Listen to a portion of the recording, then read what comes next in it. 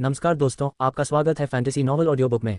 आज हम लेकर आए हैं एक रोमांचक और रहस्यमयी कहानी जो आपको कल्पना की एक नई दुनिया में ले जाएगी। शुरू करने से पहले एक महत्वपूर्ण सूचना। इस कहानी के सभी पात्र, स्थान, घटनाएं और नाम पूर्णतः काल्पनिक हैं। इनका किसी वास्तविक व्यक्ति, स्थान या घटना से कोई संबंध नहीं है। यदि कोई समानता पाई जाती है तो वह मात्र संयोग होगी। तो बिना किसी देरी के आइए शुरू करते हैं आज की शानदार कहानी। अध्याय 461, सपने के भीतर सपना। अध्याय का शीर्षक स्पॉइलर है, इसे अभी पढ़ने के लिए हाईलाइट करें या इसे नीचे देखें। शेन तुनानतियान बाहर आ गया था। हालांकि सभी प्रतिभागियों में उसकी स्थिति सबसे खराब लग रही थी, लेकिन इतने लंबे समय तक टिके रहने के बाद उसके नतीजे बुरे नहीं होने चाहिए, है ना? कई लोगों के मन में ऐसे विचार थे, लेकिन अब तक महान महारानी के रहस्यमय क्षेत्र ने मूल्यांकन के परिणाम प्रदान नहीं किए हैं। 15 मिनट बाद शेन तुनानतियन पर लगा रहस्यमयी दंड धीरे धीरे समाप्त हो गया। उसी क्षण शेन तुनानतियन के मुंह से मुंह भर खून थूकने वाला युवक शेन तुनानतियन के पास ध्यान से दौड़ा। उसने शेन तुनानतियन को ठीक होने में मदद की, लेकिन इस बार उसने उसे गोली देने की हिम्मत नहीं की। कहीं शेन तुनानतियन उसे 7 विषैली दिव्य यीन की गोली न समझ बैठे। ये दृश्य देखकर ये यून ने आह भरी। उसका गुर्गा वाकई अच्छा काम कर रहा था, लेकिन ये यून ने अपना सिर घुमाकर विशाल क्रिस्टलीय अवशेष स्तंभ की ओर देखा। लिन शिंटोग अभी तक बाहर क्यों नहीं आई? 1 घंटे से अधिक समय बीत चुका था। दूसरे प्रयास में उसने जितना समय बिताया था वह सबसे कम समय बिताने वाले व्यक्ति की तुलना में 5 गुना अधिक था। कई लोग दबी आवाज में चर्चा करने लगे। कुछ लोगों को शक था कि लिन शिंटोग के साथ अंदर कोई दुर्घटना हो गई है। ... इस समय प्रकाश के द्वार पर वहां एक घना हरा जंगल था। लिन शिंटोग जंगल की घास पर लेटी हुई थी। उसकी सफेद पोशाक घास पर खिले हुए सफेद गुलाब की तरह फैली हुई थी। अन्य लोगों के विपरीत लिन शिंटोग को प्रकाश के द्वार में प्रवेश करते समय किसी भी शत्रु का सामना नहीं करना पड़ा। ऐसा प्रतीत हो रहा था मानो वह कोई लंबा सपना देख रही हो। सपने में वह अपने बचपन के दिनों में लौट गई। उसने अपने चचेरे भाई बहनों के बहिष्कार और उपहास तथा अपने चाचा चाचियों की उदासीनता को सहन किया। फिर भी वह अपने विश्वासों पर अडिग रही। उसने अपनी नसों को जोड़ने का रास्ता खोजने की कसम खाई। जैसे जैसे वह परिपक्व होती गई उसने निरंतर साधना की। उसने कोई भी उम्मीद नहीं छोड़ी। उसने महान महारानी के रहस्यमय क्षेत्र का अन्वेषण किया। रहस्यमय क्षेत्र में उसने अनेक परीक्षाओं का सामना किया और जब वह महान महारानी की मान्यता प्राप्त करने ही वाली थी तभी वह अंतिम बाधा पर असफल हो गई। अपनी समाप्त हो चुकी नसों को फिर से जोड़ने का मौका उसके लिए मानो एक सुनहरा अवसर को देने जैसा था जो उसके बहुत करीब था। और उसके बाद उसने बार बार कोशिश की, लेकिन वह हर बार असफल रही। समय बीतने के साथ साथ 500 वर्ष बीत गए और वह अपने जीवन के अंतिम क्षणों में प्रवेश कर गई। 500 साल पलक झपकते ही बीत गए। उनकी अद्वितीय सुंदरता और प्रतिभा अब क्षीण होने वाली थी। प्राकृतिक रूप से समाप्त हो चुकी नसों के कारण यिनची उसके शरीर में प्रवेश कर गई, मानो उसका जीवन हवा में जलती मोमबत्ती की तरह टिमटिमा रहा हो। जैसे ही वह मृत्यु का अनुभव कर रही थी, किसी अज्ञात कारण से वह अचानक जाग उठी। तभी उसे एहसास हुआ कि जो कुछ भी हुआ वह एक सपना था। वह अभी भी 18 वर्ष से अधिक उम्र की थी। उसने जो कुछ भी अनुभव किया था वह उसे बिल्कुल वास्तविक लग रहा था। यह एक ऐसे जीवन जैसा था जो वह भविष्य में जिएगी, लेकिन अंततः यह एक सपना ही था। उसने अपनी आंखें खोली और अपने सामने एक युवक को मुस्कुराते हुए देखकर आश्चर्यचकित रह गई। वह युवक आकर्षक था और उसकी आंखें गहरी थीं। उसका स्वभाव न तो अच्छा था और न ही बुरा। उसे देखकर उसे एक अजीब सी अनुभूति होती थी। उद्धरण चिन्ह ... इसी वजह से मेरे मन में एक विचार आया जो शायद मजाक जैसा लगे। मैं आपकी स्वाभाविक रूप से समाप्त हो चुकी मेरे दिनों को जोड़ना चाहता हूँ, युवक ने कहा। उसकी आवाज लिन शिंटोग के कानों में पड़ते ही भ्रम और वास्तविकता के बीच झूलने लगी। ये यून, ये तुम हो? उद्धरण चिन्ह। लिन शिंटोग के होंठ हल्के से हिले। ये नाम उसकी यादों में गहराई से दफन था, इतना गहरा कि उसे लगभग याद ही नहीं आ रहा था। उसने बहुत कोशिश की, फिर उसे वीरान मानव घाटी के गहरे बादलों वाले जंगल का वो समय याद आया। चमकीली चांदनी में सूती वस्त्रों में लिपटे उस युवक ने अत्यंत गंभीर निगाहों से देखते हुए कुछ बचकानी आवाज में उससे एक वादा किया। उस समय भी वह विशाल जंगल का एक साधारण युवक ही था। वह इतना साधारण था कि अपने ज्ञान के आधार पर वह उन दोनों के बीच के आकाश और पृथ्वी के अंतर को समझ ही नहीं पाता था। लिन शिंटोग का मन तरह तरह के विचारों से भरा हुआ था। अतीत के कई दृश्य उसकी आंखों के सामने कौंध गए। पलक झपकते ही उसे लिन परिवार में आयोजित उत्सव समारोह याद आ गया। रोशनी में उस युवक ने गंभीरता से वही शब्द कहे थे जो उसने पहले उससे कहे थे। उसका वादा ही उसका विश्वास था। मैं तुम्हारे भाग्य के लिए तुम्हारे लिए लड़ूंगा। युवक ने फिर से अपना मुंह खोला। इस आवाज ने लिन शिंटोग को वास्तविकता में वापस ला दिया। उसने देखा कि युवक के हाथों में एक धातु का डिब्बा था। धातु के डिब्बे पर धूल से मिट्टी हुई कुछ रेखाएं खुदी हुई थीं। उसने धातु के बक्से से एक प्राचीन ग्रंथ निकाला। वह इतना प्राचीन प्रतीत होता था कि मानो वह इस अंतरिक्ष समय आयाम का हिस्सा ही न हो। यह आपके प्राकृतिक रूप से समाप्त हो चुके मेरे दिनों को जोड़ने का प्राचीन नुस्खा है। मैंने इसे खोज लिया, युवक ने उत्साह और बेचैनी के भाव से भरी आवाज में कहा। यह पाया लिन शिंटोग को हल्की राहत महसूस हुई। उसका दिल खुशी से झूम उठा, लेकिन उसे हल्का सा आभास हुआ कि कुछ गड़बड़ है। हालांकि अपनी स्वाभाविक रूप से समाप्त हो चुकी नसों को जोड़ने की तीव्र इच्छा ने उसे उन असंगत बिंदुओं की कमी महसूस करने पर मजबूर कर दिया। उस युवक के साथ मिलकर उसने प्राचीन नुस्खे में आवश्यक सामग्री की खोज की। उन्होंने पहाड़ों और मैदानों को पार किया, झीलों और समुद्रों में यात्रा की। वे उन रहस्यमय क्षेत्रों में गहराई तक गए जहां बहुत कम लोग जाते हैं। इसमें ईश्वर का दफन, रसातल और अगम्य सागर भी शामिल थे जहां से वापसी असंभव है। अंततः उन्हें सभी सामग्रियां मिल गईं और उन्होंने उस प्राचीन अवशेष को परिष्कृत किया जो उसकी बंद पड़ी नसों को जोड़ सकता था। इसे खाने के बाद उसका शुद्ध यीन शरीर ऊर्जा की तीव्रता को सहन नहीं कर सका और उसके शरीर में दर्द होने लगा। उसने 7 दिन और 7 रात तक असहनीय पीड़ा सहन की। उसे लगा कि वह मरने वाली है और अंतिम क्षण में उस युवक ने उसे गले लगा लिया। उस युवक के शरीर में सबसे शुद्ध और समृद्ध यांची ऊर्जा व्याप्त थी। वह सूर्य के समान थी। उसका शरीर पसीने से तरबतर था और उसका दिमाग अब होश में नहीं था। इस स्थिति में वह दोनों यिन और यांग के पूरक थे। इसके बाद उसके शरीर की अव्यवस्थित यिन और यांग ऊर्जा में अचानक एक अद्भुत संतुलन आ गया। परिणामस्वरूप उसकी नसें पूरी तरह खुल गईं। उसे वह शक्ति प्राप्त हो गई जिसका उसने हमेशा सपना देखा था। उसके बाद से उसने उसके साथ दुनिया भर की यात्रा की और साधना करते हुए बड़ी सफलता हासिल की। इसके बाद उन्होंने तियान युआन जगत की महाद्वीपीय भूमि को छोड़कर एक और भी विशाल जगत में प्रवेश किया। वे इस जगत में फिर से सबसे शक्तिशाली सत्ता बन गए, देवता बन गए और उनकी आयु ब्रह्मांड के समान हो गई। उसे पता नहीं था कि कितने वर्षों तक वह इस भ्रम में डूबी रही। अनगिनत सुख दुखों का अनुभव करने के बाद वह अचानक एक क्षण में जाग उठी। उसने अपनी आंखें खोली और खुद को एक काले वर्ग पर लेटा हुआ पाकर आश्चर्यचकित रह गई। बहुत समय बीत चुका था, जिसके कारण उसे इस चौक को याद करने में काफी समय लगा। पहली परीक्षा पास करने और तूफानी पुलों को पार करने के बाद वह इस चौक पर पहुंची थी।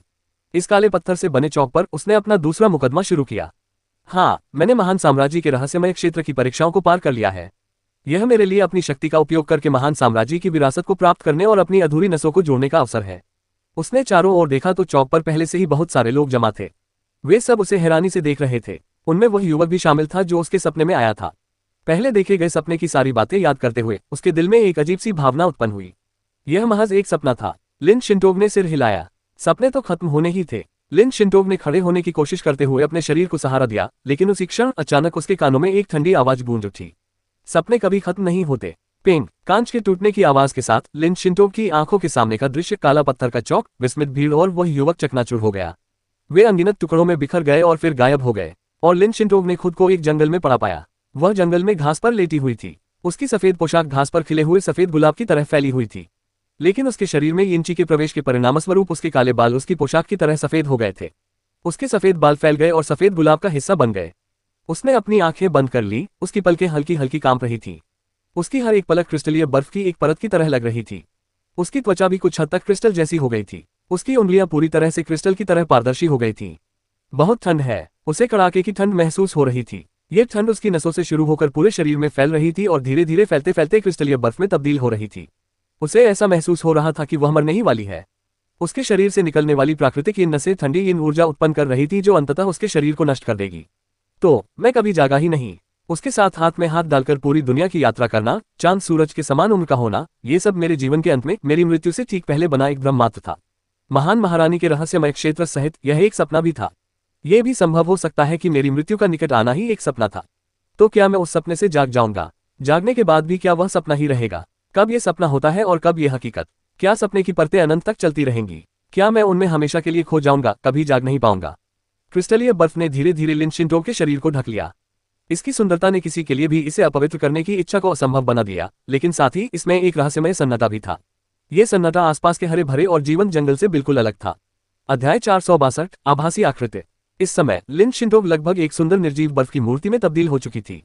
उसके शरीर के नीचे हरे रंग की गैस का एक धब्बा था जो इन फ्रॉस्ट क्यूई से प्रभावित होकर क्रिस्टलीय बर्फ में बदल गया था और ठंड से चूर चूर हो रहा था। अपनी बची हुई आखिरी ताकत से उसने बड़ी मुश्किल से अपने हाथों को हिलाया, जिनमें अब कोई संवेदना नहीं थी। उसकी पतली उंगलियां क्रिस्टल से ढकी हुई थीं और उसने धीरे से एक बर्फ का फूल उठाया। एक साधारण लेकिन खूबसूरत अनाम फूल को उसने बलि का बकरा बना दिया, जिसके परिणामस्वरूप निश्चित मृत्यु हुई। उसकी आंखों के कोने से एक आंसू की बूंद गिरी और वह झट से बर्फ के क्रिस्टल में बदल गई। फिर वह घास पर गिर गई। जैसे जैसे उसके सामने का दृश्य धुंधला होता गया, आवाज और भी दूर होती गई। उसे पता था कि उसका जीवन समाप्त होने वाला है। मृत्यु के निकट के उस क्षण में उसके मन में अनगिनत दृश्य कौंध गए और अंत में वे उस युवक के दृढ़ निश्चयी और कुछ हद तक मासूम चेहरे पर आकर रुक गए। अपने 500 साल के जीवन पर विचार करते हुए उसने अपना पूरा जीवन इसे बढ़ाने के लिए कड़ी मेहनत करते हुए बिताया, लेकिन उसे केवल असफलता ही मिली। शायद उसका हाथ थामकर दुनिया की यात्रा करने के वे पल उसके पूरे जीवन की सबसे खूबसूरत यादें थीं। हालांकि सपने की सबसे खूबसूरत यादों के साथ यह शायद एक प्रकार की त्रासदी थी। लेकिन वह क्या कर सकती थी? सुंदरता आमतौर पर ऐसी चीज नहीं होती जिसे ये जानने के लिए तलाशने की जरूरत हो कि वह वास्तविकता है या भ्रम। इसलिए अगर वह इसकी गहराई से पड़ताल करती तो कई खूबसूरत घटनाएं एक बुलबुले की तरह फूट जाती। वह हंसी। शायद उसके जीवन के अंतिम क्षणों में वह मुस्कान हमेशा के लिए ठहर जाए। धुंध में उसे एक आवाज सुनाई दी। उसने आंखें खोलने की बहुत कोशिश की, लेकिन आसपास का नजारा धुंधला था। तभी दूर एक विशाल हरे पेड़ के नीचे एक सफेद आकृति दिखाई दी। सूरज की रोशनी पत्तियों से छनकर नीचे की ओर बिखर रही थी, घास पर सोने के टुकड़ों की तरह पड़ रही थी, जबकि घास पर पत्तियों की छाया बिखरी हुई थी। वह आकृति एक महिला जैसी लग रही थी। वह जंगल में टहल रही थी, मानो समय की नदी पर चल रही हो। हालांकि वह लिन शिंटोक से ज्यादा दूर नहीं लग रही थी, लेकिन वास्तव में वे अलग अलग समय स्थान आयामों से संबंधित थीं। उसने उसकी ओर देखा, लेकिन चाहे वह अपनी आंखें कितनी भी चौड़ी कर ले, उस व्यक्ति का चेहरा धुंधला ही दिखाई दिया। केवल उसकी लंबी और आकर्षक कदकाठी ही लिन शिंटोक की आंखों में असाधारण रूप से स्पष्ट छवि छोड़ पाए। तुम हो, उद्धरण चिन्ह। उस व्यक्ति को देखकर उसका दिल जो जम गया था, एक बार फिर धड़कने लगा। उसके शरीर में खून का प्रवाह फिर से शुरू हो गया। उसे ऐसा महसूस हो रहा था कि उसका उस आकृति से खून का रिश्ता है, मानो वह उसे पिछले जन्म से जानती हो। क्या वह प्राचीन महान साम्राज्य हो सकती है? यह विचार लिन शिंटोक के मन में कौंध गया। यह एक अजीब विचार था, लेकिन उसे नहीं पता था कि वह इस बारे में इतनी आश्वस्त क्यों थी। लेकिन इसी क्षण वह आकर्षक आकृति धीरे धीरे उसकी ओर बढ़ी। वह धीरे धीरे चलते चलते लिन शिंटोक के ठीक सामने आ गई। उस आकृति ने अपना हाथ बढ़ाया। उसकी उंगलियां छूने में कोमल थीं। उसने लिन शिंटोक के माथे पर हल्के से थपथपाया। जुनून सपनों का मार्ग है, लेकिन ये दर्द का स्रोत भी है। शायद तुम उस रास्ते पर आगे बढ़ने की मेरी इच्छाशक्ति को विरासत में पा सकते हो, उस मिशन को पूरा कर सकते हो जिसे मैं पूरा नहीं कर पाया। ठंडी आवाज लिन शिंटोक के दिमाग में गूंज उठी। क्या यह प्राचीन महान महारानी का संदेश था? इसके बाद एक जोरदार आवाज के साथ क्रिस्टल के टूटने जैसी आवाज, लिन शिंटोक के शरीर पर जमे बर्फ के क्रिस्टल पूरी तरह से चकनाचूर हो गए। जिस दुनिया में वह डूबी हुई थी, वह भी बिखरने लगी। जंगल, घास, बर्फ के फूल धीरे धीरे गायब हो गए। ... लिन शिंटोक अचानक जाग उठी और उन्हें अपने शरीर में एक जोरदार झटका महसूस हुआ।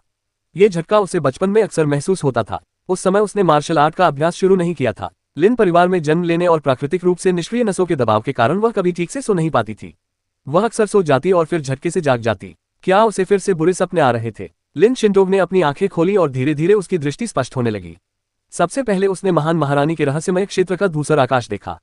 उसने हाथ बढ़ाकर अपने शरीर के नीचे की जमीन को छुआ। वह ठंडी लेकिन खुरदरी काली पत्थर की थी। उसमें रक्त की ऊर्जा का हल्का सा एहसास था और छूने पर वह बिल्कुल वास्तविक लग रही थी।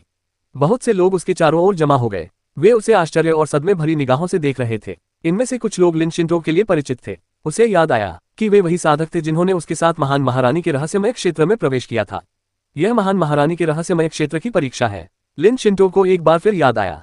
उसने भीड़ में खोजबीन की और आखिरकार नीले रंग के कपड़े पहने उस युवक को कुछ ही दूरी पर पाया। उसकी नाक की हड्डी ऊंची थी और होठों के कोने ऊपर की ओर मुड़े हुए थे।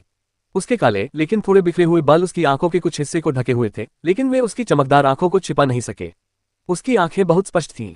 उस स्पष्टता में धूर्तता की हल्की सी झलक थी। ये वही आंखें थीं जिनसे वह परिचित थी। ये आंखें उसके सपनों में भी बहुत जानी पहचानी लगती थीं। वह उसकी ओर मुस्कुरा रहा था और यह सच्ची खुशी का भाव था। आखिरकार तुम बाहर आ ही गए। क्या तुम्हें पता है कि तुम कितनी देर अंदर थे? युवक ने युआनची के माध्यम से संदेश भेजा, जो लिन शिंटोक के कानों में गूंज रहा था। बेशक लिन शिंटोक को पता नहीं था, लेकिन उसने अपना सिर नहीं हिलाया। वह अपने सामने खड़े युवक को गंभीरता से देख रही थी। युवक के प्रश्न के उत्तर से उसे जरा भी मतलब नहीं था। उसकी चिंता इस बात को लेकर थी कि क्या ये दुनिया वास्तविक है।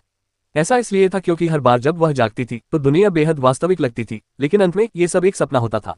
इस बार ये फिर से सपना तो नहीं हो सकता है ना? 4 घंटे हो चुके हैं, ये यून ने कहा। लिन शिंटोक के अलावा शेन तू नानुतियान ने सबसे अधिक समय यानी 1 घंटा बिताया था। अगले 3 घंटे लिन शिंटोक के इंतजार में बीते, लेकिन चाहे कितना भी इंतजार किया, वह अब तक बाहर नहीं आई थी। यही कारण था कि जब सबने लिन शिंटोक को देखा तो सब चौंक गए।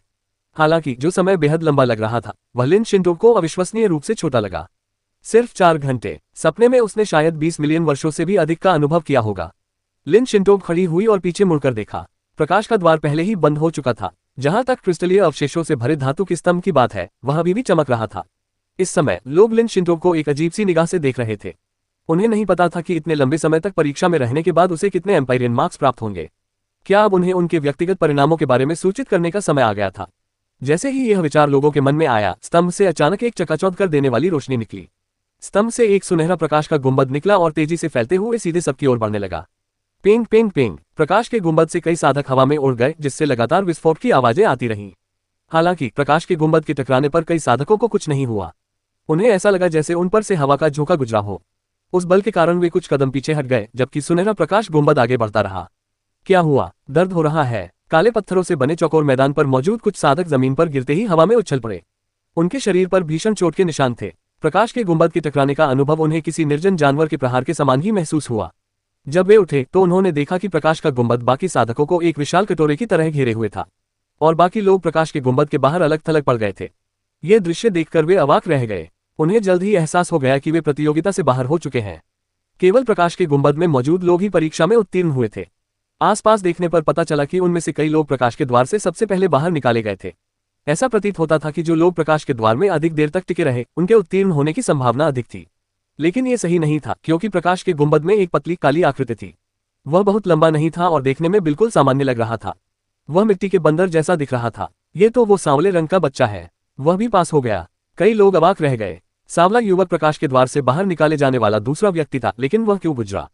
इसका क्या कारण था? कई लोग नाखुश थे। सांवले रंग के उस युवक को भी उन लोगों की नाराजगी का एहसास हो गया, क्योंकि उसने अपना सिर घुमाकर उन्हें एक मूर्खतापूर्ण मुस्कान दी। उसके मुस्कुराने से अस्वीकृत साधक और भी अधिक क्रोधित हो गए। अरे, वो तो अपने व्यवहार से ही परीक्षा पास कर सकता है। क्या उसके जैसा मूर्ख व्यक्ति वास्तव में उनसे अधिक शक्तिशाली था? लोगों को यह अस्वीकार्य लगा। जिन लोगों को मार गिराया गया उनमें लिन यू भी शामिल था। प्रकाश गुंबद के बाहर अलग थलग पड़े लिन यू उदास महसूस कर रहे थे। वे काले पत्थरों से बने चौकोर चबूतरे पर बैठे प्रकाश गुंबद के अंदर मौजूद भाग्यशाली लोगों को बेजान निगाहों से देख रहे थे। उन्हें सांवले रंग के युवक की चिंता नहीं थी, बल्कि प्रकाश गुंबद में मौजूद एक अन्य युवक, यही उनकी चिंता थी। उनका निधन हो गया। उद्धरण चिन्ह। लिन यू को क्षण भर के लिए यह नहीं पता था कि वह क्या महसूस कर रहा है। वह एक असफल व्यक्ति के रूप में अपने परिवार में लौट रहा था, इसलिए उसकी निराशा स्वाभाविक थी। अध्याय 463, लक्ष्य पूरा करने में असफल। असफलता की किसी को परवाह नहीं थी। प्रकाश के गुंबद में मौजूद लोग दूसरे चरण में सफलतापूर्वक उत्तीर्ण हो चुके थे, लेकिन वे संतुष्ट नहीं थे। उनमें से कई लोग केवल उत्तीर्ण होना नहीं चाहते थे, वे अपना अंतिम परिणाम देखना चाहते थे। महान महारानी के रहस्यमय क्षेत्र में प्रत्येक परीक्षण के बाद परिणामों का मूल्यांकन किया जाएगा। परीक्षा उत्तीर्ण करना मात्र न्यूनतम आवश्यकता थी। यदि कोई व्यक्ति शुरुआत से अंत तक मुश्किल से उत्तीर्ण होता, तो उसे न तो महारानी की विरासत प्राप्त होती और न ही वह महारानी के गुप्त कक्ष में प्रवेश कर पाता। मुझे आश्चर्य है कि मेरा परिणाम क्या होगा। शेन तू नानुतियन ने क्रिस्टल स्तंभ की ओर देखा। संभवतः दूसरे परीक्षण के परिणाम उनके सामने स्थित स्तंभ पर प्रदर्शित होंगे। शेन तू नानुतियन को उम्मीद थी कि दूसरे परीक्षण के परिणाम से हालात बदल जाएंगे। पहले प्रयास में शेन तू नानुतियन अपने प्रदर्शन से काफी संतुष्ट थे, लेकिन ये उनकी तुलना में उनके परिणाम एक मजाक थे। दूसरा परीक्षण, प्रारंभिक परीक्षण का अंत। ठीक उसी क्षण चौक में एक ठंडी आवाज गूंजी। लोग स्तब्ध रह गए। क्या प्रारंभिक परीक्षा? क्या मानसिक राक्षसों का परीक्षण महज एक प्रारंभिक परीक्षा थी? फिर एक और परीक्षा हुई। अगली परीक्षा क्या होगी? महान महारानी के रहस्यमय क्षेत्र ने मानो उनके सवालों की उम्मीद कर ली थी, क्योंकि आवाज जारी रही। दूसरा परीक्षण, मुख्य परीक्षा का विषय, साधना, खेती। प्रतिभागी असमंजस में थे और इसी क्षण प्रत्येक साधक के मस्तिष्क में जानकारी भेजी गई। अंततः उन्हें दूसरे परीक्षण की पूरी प्रक्रिया समझ में आ गई। दरअसल दूसरा मुकदमा अभी शुरू ही हुआ था। प्रारंभिक परीक्षा मानसिक राक्षसों की परीक्षा थी। इसका उद्देश्य यह आकलन करना था कि साधक अपने मानसिक राक्षसों से कैसे निपट सकते हैं। मार्शल आर्ट के शिखर पर पहुंचने की इच्छा रखने वाले योद्धा के लिए अपने मानसिक राक्षसों का सामना करने की क्षमता होना स्वाभाविक रूप से महत्वपूर्ण था। लेकिन भावी अद्वितीय महान सम्राट के लिए मानसिक परेशानियां सबसे महत्वपूर्ण नहीं थीं। एक महान सम्राट बनने के लिए दो चीजें आवश्यक थीं, प्रतिभा और भाग्य का साथ। भाग्य का परीक्षण करना कठिन था। प्रतिभा की बात करें तो ये काफी हद तक साधना की गति पर निर्भर करती थी। सामान्य परिस्थितियों में महान महारानी के रहस्यमय क्षेत्र में प्रत्येक साधक को रहस्यमय क्षेत्र में मौजूद विभिन्न संसाधनों का उपयोग करके साधना करने दिया जाए और फिर तुलना की जाए कि किसकी शक्ति में सबसे अधिक वृद्धि हुई है। यह असल में दूसरा मुकदमा था। जहां तक पहले हुए मानसिक राक्षसों के परीक्षण की बात है, साधक द्वारा अपने मानसिक राक्षसों से निपटने के तरीके का परीक्षण करने के अलावा एक और उद्देश्य था, और वह था महान महारानी के रहस्यमय क्षेत्र द्वारा सभी के वर्तमान शक्ति स्तर को दर्ज करना। साधकों द्वारा प्रकाश के द्वार में प्रवेश करने के बाद उन्हें वास्तविक मायावी संरचनाओं का सामना करना पड़ा जो हर किसी की ताकत की परीक्षा ले सकती थी। यहां तक कि लिन शिंटोग ने भी अपने सपनों में मायावी संरचनाओं में होने वाली लड़ाइयों का अनुभव किया था। तो ये खेती की गति की परीक्षा है। अभी भी ऐसी परीक्षा बाकी है। फिर ये बहुत लंबे समय तक चलेगी, है ना? लोगों को कभी उम्मीद नहीं थी कि महान महारानी का रहस्यमय क्षेत्र इस तरह की परीक्षा आयोजित करेगा, जो आश्चर्यजनक था। तेजी से विकास करना, यही मेरी प्रतिभा है। प्रतिभा के क्षेत्र में प्रतिस्पर्धा करने से मुझे कभी डर नहीं लगा। शेन तू नानुतियान आत्मविश्वास से भरे हुए मुस्कुराए। गोंगवे सुनहोंग, पैंथर लेडी और कई अन्य प्रतिभाशाली लोगों को भी अपनी प्रतिभा पर पूरा भरोसा था। उन्होंने कम उम्र में ही खेती करना शुरू कर दिया था और उन्होंने तेजी से प्रगति की थी। उनके समकालीन कभी भी उनकी बराबरी नहीं कर पाए। इसी क्षण ठंडी आवाज फिर गूंजी, तुम्हारा साधना स्थल गॉड एडवेंट टावर होगा। अब तुम में से प्रत्येक को प्रतिभा शक्ति रेटिंग दी जाएगी। अब क्रिस्टल के खंभे पर अपने खून से अपना नाम लिखो। जैसे ही आवाज सुनाई दी, क्रिस्टल का खंभा अचानक चमक उठा और उस पर लगे असंख्य क्रिस्टल ऊपर से नीचे तक जगमगाने लगे। क्रिस्टल स्तंभ को देखकर एक प्रभावशाली युवक जोर से हंसा, अपना नाम लिखो और शक्ति रैंकिंग पाओ। हाँ, मुझे ये पसंद है। वह इसे आजमाने के लिए पहले से ही उत्सुक था। प्रतिभा और क्षमता का आकलन। ये यून ने अपनी ठुड्डी पर हाथ फेरा। जिनलॉन्ग वेई के चयन के दौरान भी उसने इसी तरह की परीक्षा दी थी। ये परीक्षा व्यक्ति की शारीरिक शक्ति और उम्र के संयोजन पर आधारित थी। समान शारीरिक शक्ति होने पर कम उम्र के व्यक्ति का आकलन अधिक होता था। बेशक इस बार जिनलॉन्ग वेई के चयन के मानदंड पूरी तरह से अलग थे। महान महारानी के मानदंड स्वाभाविक रूप से कहीं अधिक उच्च थे। और इसी क्षण क्रिस्टल स्तंभ की जगमगाती रोशनी धीरे धीरे मंद पड़ने लगी। अंततः किरणों ने क्रिस्टल स्तंभ पर खूनी अक्षर बना दिए। ये शब्द जटिल लेकिन सरल शैली में लिखे गए थे। ये तियान युआन काल की सबसे प्राचीन लिपि थी। हालांकि उपस्थित युवा अभिजात वर्ग प्राचीन पुस्तकों को पढ़ना जानते थे, इसलिए वे इसे पहचान सके। शब्द नीचे से ऊपर की ओर लिखे गए थे। वे इस प्रकार थे: knight, grand master, soul, sage, शूरा, कैनोनाइज्ड गॉड। कुल मिलाकर 6 शब्द थे। लोग स्पष्ट रूप से समझ सकते थे कि ये प्राचीन महान महारानी द्वारा इस्तेमाल किए जाने वाले प्रतिभा रेटिंग के शीर्षक थे। स्पष्टतः जितने ऊंचे खिताब होंगे उतनी ही अधिक प्रतिभा होगी। लोग शूरा और मान्यता प्राप्त ईश्वर जैसी शीर्ष उपाधियों को उग्र दृष्टि से देख रहे थे। प्राचीन महारानियों की उपाधियों में सम्राट शब्द नहीं था, इसलिए किसी को भी ये पता नहीं था कि मानक क्या था। यदि सम्राट उपाधि थी भी तो संभवतः महारानियों द्वारा प्रयुक्त सम्राट उपाधि वर्तमान मानक महान सम्राट से भिन्न थी, इसलिए संदर्भ के रूप में इसका कोई महत्व नहीं था। अपनी ताकत जानने के लिए व्यक्ति को अपना नाम लिखना पड़ता था। मुझे आश्चर्य है कि मेरी रेटिंग क्या होगी। शेन तू नानुटियन ने शीर्ष पर लिखे किताबों को देखा। उनकी आंखों में महत्वाकांक्षा और लालसा झलक रही थी। बेशक वह शूरा की उपाधि प्राप्त करना चाहते थे, लेकिन मान्यता प्राप्त भगवान की उपाधि प्राप्त करना भी उन्हें बहुत कठिन लगता था। प्राचीन महान साम्राज्य किस प्रकार की शख्सियत थी? उनके द्वारा निर्धारित मानदंड अत्यंत रहस्यमय थे। शायद सिर्फ एक ऋषि का खिताब हासिल करना ही बहुत प्रभावशाली होगा। और ठीक उसी क्षण एक व्यक्ति उत्सुकता से क्रिस्टल स्तंभ की ओर दौड़ा। ये वही प्रभावशाली युवक था जो अभी अभी जोर से हंसा था। सब लोग, मैं सोन परिवार से सबसे पहले जाऊंगा। हाँ, उस भव्य युवक ने अपने चारों ओर हाथ जोड़कर देखा और जोर से हंसते हुए एक खंजर से अपनी हथेली काट ली। फिर उसने हाथ हिलाया और अपने खून को लेकर जरा भी कंजूसी नहीं की और खून से लथपथ हथेली से क्रिस्टल के खंभे पर अपना नाम लिख दिया। हर शब्द भिक्षापात्र के आकार का था। यह बहुत ही भव्यता से लिखा गया था। अगर यह प्राचीन काल से चली आ रही क्रिस्टल की स्तंभ न होती और साधारण धातु से बनी होती, तो शायद वह जिस ताकत से अपने शब्द लिख रहा था उससे धातु में छेद हो जाता। जैसे ही उसने अपना नाम लिखा, क्रिस्टल का स्तंभ चमक उठा। युवक के नाम के पीछे प्रकाश की धारा इस प्रकार एकत्रित हुई मानो कोई शब्द बन रहा हो। लेकिन प्रकाश चाहे जितना भी चमके, प्रकाश की धारा कोई आकार नहीं ले सकी। कुछ समय बाद प्रकाश की यह धारा मानो अपनी सीमाएं तोड़ती हुई विलीन हो गई। अंत में उस महान युवक का नाम कहीं भी शेष नहीं रहा। ओह, वह प्रतिभाशाली युवक क्षण भर के लिए स्तब्ध रह गया। वह समय रहते ये समझ नहीं पाया था कि उसकी रेटिंग कितनी ऊंची थी। लेकिन इसी क्षण महान महारानी के रहस्यमय क्षेत्र की ठंडी आवाज गूंजी, शक्ति स्तर 0। प्रतिभा रेटिंग मानकों पर खरा नहीं उतरा। क्या? महान साम्राज्य की रहस्यमय आवाज उस राजसी युवक के शरीर पर बिजली के झटके की तरह लगी। उसका शरीर एकदम अकड़ गया क्योंकि वह पूरी तरह से हक्का बक्का रह गया था। उम्मीदों पर खरा नहीं उतर पाया। अध्याय 464 दर्शकों को लुभाने की कला। क्या मैं वास्तव में उम्मीदों पर खरा नहीं उतर पाया? उस प्रभावशाली युवक ने मानो बुदबुदाते हुए कहा, मानो वह वास्तविकता को स्वीकार नहीं कर पा रहा हो। यह उसके लिए बहुत बड़ा आघात था। महान महारानी के रहस्यमय क्षेत्र में मूल्यांकन के आधार पर 6 अलग अलग उपाधियां दी जा सकती थी। उपस्थित सभी साधक प्राचीन महान महारानी की शक्ति से परिचित थे, इसलिए किसी को भी सर्वोच्च उपाधि प्राप्त करने की कोई आशा नहीं थी, यहां तक कि उस प्रतिभाशाली युवक को भी नहीं। हालांकि उन्हें नाइट जैसी निम्नतम उपाधि भी प्राप्त नहीं हुई। ऋषि या आत्मा जैसी उच्च उपाधियों की तो बात ही छोड़ दें। उसकी ताकत इतनी भयानक थी कि उसे कोई रेटिंग नहीं दी गई। हाँ, तुम्हारा हेवनली लाइट आइलैंड तो वाकई शर्मिंदा हो गया। भीड़ में से किसी ने उपहास किया। वे स्वर्गीय प्रकाश द्वीप के प्रतिद्वंद्वी थे। हालांकि उन्होंने उस महान युवक का उपहास किया क्योंकि उसने खुद को मूर्ख साबित कर दिया था। फिर भी इससे लोगों को ये समझ में आ गया कि प्राचीन महान महारानी के मानक उनकी कल्पना से कहीं अधिक ऊंचे थे। मैं कर देता हूँ। इस बार एक लड़की आगे आई। उसमें स्वाभाविक रूप से इतना आत्मविश्वास था कि वह आगे आई। हालांकि क्रिस्टल के खंभे पर खून से अपना नाम लिखने के बाद भी कोई चमत्कार नहीं हुआ। उसका मूल्यांकन भी अनुमान में असफल ही हुआ। यह देखकर सब लोग थोड़े अचंभित हो गए। जो लोग उस प्रतिभाशाली युवक पर हंस रहे थे वे भी इस क्षण चुप हो गए। लगातार 2 लोगों को ऐसे परिणाम मिलने से उन्हें मूल्यांकन में निहित कठिनाई की गहरी समझ प्राप्त हुई। वे सभी स्वर्ग के गौरवशाली बच्चे थे और अपने अपने गुटों में शीर्ष व्यक्ति थे। फिर भी जब वे महान महारानी के रहस्यमय क्षेत्र में आए तो उन्हें केवल निराशा ही हाथ लगी। मुझे इस पर विश्वास नहीं होता। क्या प्राचीन काल में मार्शल आर्ट की संस्कृति इतनी प्रबल थी? काले कपड़े पहने एक लड़की ने फ्राउनिंग हुए कहा। वह पैंथर लेडी थी। पैंथर लेडी के बगल में काले कपड़े पहने एक और महिला खड़ी थी। वह कुछ हद तक पैंथर लेडी जैसी दिखती थी, लेकिन उसका शरीर उससे भी अधिक सुडौल था। वह पैंथर लेडी से अधिक परिपक्व भी थी क्योंकि वह पैंथर लेडी की बड़ी बहन थी। मुझे इसे एक मौका और देना होगा। पैंथर लेडी की बड़ी बहन को आगे बढ़कर कोशिश करते देख सभी को उम्मीद जगी। उनमें से कई लोग इस महिला को जानते थे। उसकी प्रतिभा पैंथर लेडी से कहीं अधिक थी, इसलिए वह निश्चित रूप से उनमें से सर्वश्रेष्ठ में से एक थी। काले कपड़े पहनी महिला ने अपने नुकीले नाखूनों से अपनी हथेली को काटकर उस पर अपना नाम लिखा। प्राचीन अवशेष की प्रकाश किरणें काले वस्त्र पहने महिला के नाम की ओर एकत्रित हुई। प्रकाश की किरणें अंत में बिखरने के बजाय धीरे धीरे एक आकृति बनाने लगीं और फिर धीरे धीरे एक जटिल शब्द का रूप धारण कर लिया। इस दृश्य को देखकर सबकी आंखें चमक उठी। काले कपड़े पहनी महिला की प्रतिभा का अंततः मूल्यांकन हुआ। लोग बिना पलक झपकाए घूरते रहे। एक मापदंड होने से वे खुद की तुलना उससे कर सकेंगे। सामंत। जब सबके सामने शब्द साकार हुए तो सब चुप हो गए। काले वस्त्र पहने वह महिला महज एक शूरवीर थी। जिन लोगों की ताकत काले कपड़े पहनी महिला से कम थी, उन्होंने क्षण भर के लिए आगे बढ़ने का साहस खो दिया। युवा स्वामी नानुटियन, आप और लिन शिनटोंग, आप सब में सबसे प्रतिभाशाली हैं। अगर आप ही हैं तो आपको रहस्यमय जगत से काफी अच्छा मूल्यांकन मिलना चाहिए, है ना?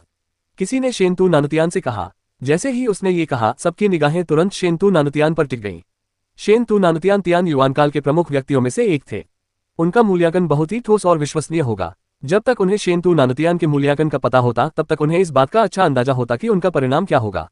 शेनतू नानुतियान ने थोड़ा सा माथा सिकोड़ा। उसे भी नहीं पता था कि उसे क्या परिणाम मिलेंगे। तभी एक काली आकृति कौन थी? एक दुबला पतला युवक बंदर की तरह क्रिस्टल के खंभे पर कूद पड़ा और हंसते हुए बोला, मैं पहले कोशिश करूंगा।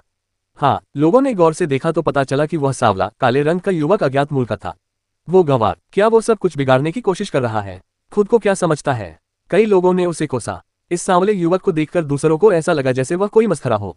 वह तो ये यून से भी हीन था। सांवले रंग के उस युवक ने लोगों के उपहास को अनसुना कर दिया। मुस्कुराते हुए उसने अपनी उंगली को दांतों से दबाया और धीरे धीरे क्रिस्टल के खंभे पर अपना नाम लिख डाला। उसके शब्द सुव्यवस्थित नहीं थे। उनके शब्द टेढ़े मेढ़े थे, जैसे कोई केकड़ा रेंगता हो। और सबसे महत्वपूर्ण बात यह थी कि उसने जो शब्द लिखे थे वे न केवल भद्दे थे, बल्कि कोई उन्हें पहचान भी नहीं सकता था। वह कौन सा शब्द है? वहां मौजूद युवा अभिजात वर्ग के लोग ज्ञानी थे, लेकिन फिर भी वे एक दूसरे को देखते रहे। कोई भी उनके हाव भाव को समझ नहीं पाया। वह इसे गलत तो नहीं लिख सकता था, है ना? किसी ने मजाक उड़ाया। ये यून ने अपनी आंखें सिकोड़ ली। इस मुकाम तक पहुंचने वाले व्यक्ति से यह उम्मीद नहीं की जा सकती थी कि उसने अपना नाम गलत लिखा होगा। इस सांवले युवक की पहचान और भी रहस्यमय होती जा रही थी। हालांकि सांवले रंग के युवक के शब्द अजीब थे, फिर भी क्रिस्टल स्तंभ से निकलने वाली प्रकाश की किरणें नाम के पीछे एकत्रित होती रहीं। ये यून ने अपनी सांस रोक ली। वह ये जानने के लिए उत्सुक था कि उस सांवले युवक में कौन सी प्रतिभा है। हालांकि ये यून के आश्चर्य के लिए प्रकाश की वह किरण कुछ सेकंड के लिए चमकने के बाद गायब हो गई। मूल्यांकन परिणाम निर्धारित मानकों पर खरा नहीं उतरा। क्या? ये यून चौंक गया। उसे लगा कि यह सांवला युवक कोई साधारण व्यक्ति नहीं है। शायद ऊर्जा के प्रति उसकी संवेदनशीलता के कारण उसे ऐसा महसूस हुआ। उसके मन में इस सांवले युवक की प्रतिभा नाइट से कहीं अधिक होनी चाहिए थी।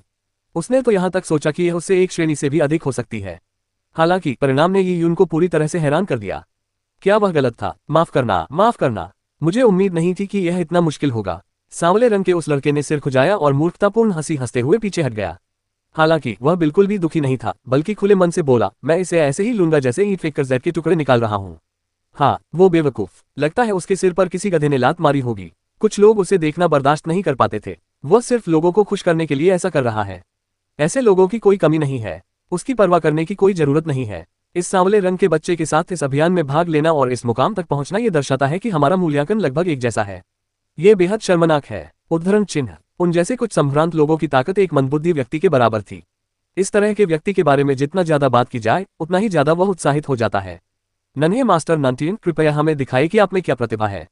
जी हाँ छोटे मालिक, ऊपर जाओ और हमारी आंखें खोलो। ये यून को जान से मारने की चाह रखने वाला शेनतू का वह युवक उत्तेजित होकर बोला। हालांकि इस समय शेनतू नानुतियन ने उदास निगाहों से उसे देखा। शेनतू नानुतियन को इस प्रतिभा के मूल्यांकन पर वास्तव में ज्यादा भरोसा नहीं था। अगर यह अतीत की बात होती तो शेनतू नानुतियन को कुछ हद तक भरोसा होता, लेकिन अब 6 महीने पहले ये यून ने उसे 7 घातक दिव्य यिन की गोली खिलाई थी, जिससे उसकी शक्ति को बहुत नुकसान पहुंचा था। कई संसाधनों का उपयोग करने के बावजूद वह पूरी तरह से ठीक नहीं हो पाया था। अन्य किसानों की स्थिति में सुधार हो रहा था और उनकी खेती में प्रतिदिन तेजी से वृद्धि हो रही थी। हालांकि शेनतू नानुतियान अभी तक अपनी पूरी ताकत हासिल नहीं कर पाए थे। पिछले 6 महीनों में वे केवल लगभग 80% ही ठीक हो पाए थे। मुझे इतने लंबे समय से पोषण मिलता रहा है। भले ही यह मेरा उच्चतम स्तर न हो, फिर भी मुझे दूसरों की तुलना में कहीं अधिक मजबूत होना चाहिए। शेनतू नानुतियन ने गहरी सांस ली और क्रिस्टल स्तंभ के सामने चला गया। उसने 2 उंगलियों से अपनी हथेली पर निशान बनाया और अपना नाम लिखना शुरू किया। उनके शब्द सुरुचिपूर्ण थे और उनमें तलवार की शक्ति समाहित थी। ऐसा लग रहा था मानो हर एक प्रहार तलवार से तराशा गया हो। अध्याय 465, मेरे साहसिक सफर में तुम मेरी ढाल बनो। अपना नाम लिखे जाने के बाद शेनतू नानुतियन को बेचैनी महसूस हुई, लेकिन साथ ही साथ उम्मीद भी जगी। शेनतू नानुतियान शब्दों के पीछे धीरे धीरे प्रकाश इकट्ठा होने लगा और धीरे धीरे एक धुंधले शब्द में तब्दील हो गया, जो देखने में कुछ इस तरह लग रहा था। ग्रैंडमास्टर। शेनतू नानुतियन की भौहें तन गईं।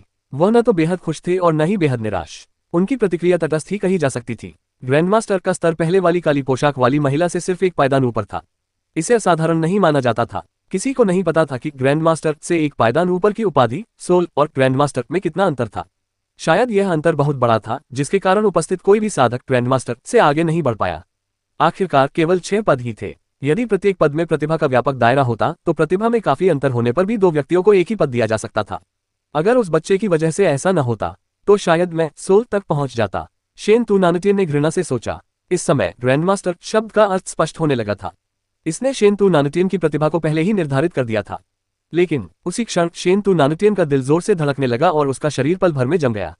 शेन तू नानुतियन के चेहरे पर हल्की काली गैस दिखाई दी। ये काली गैस एक छोटे विषैले सांप जैसी लग रही थी। ये शेन तू नानुतियन के चेहरे पर बहुत जल्दी प्रकट हुई और गायब हो गई, फिर शेन तू नानुतियन की त्वचा के नीचे छिप गई। शेन तू नानुतियन को अचानक प्रकट हुए छोटे काले सांप का पता नहीं चला। अन्य लोगों ने भी इसे नहीं देखा क्योंकि उनमें इसे देखने की क्षमता नहीं थी। इसे केवल ये यून ही स्पष्ट रूप से देख सकती थी। क्या ये बुरी ऊर्जा है? ये यून थोड़ा अचंभित रह गया और उसने अजीब से भाव के साथ अपनी ठुड्डी को रगड़ा।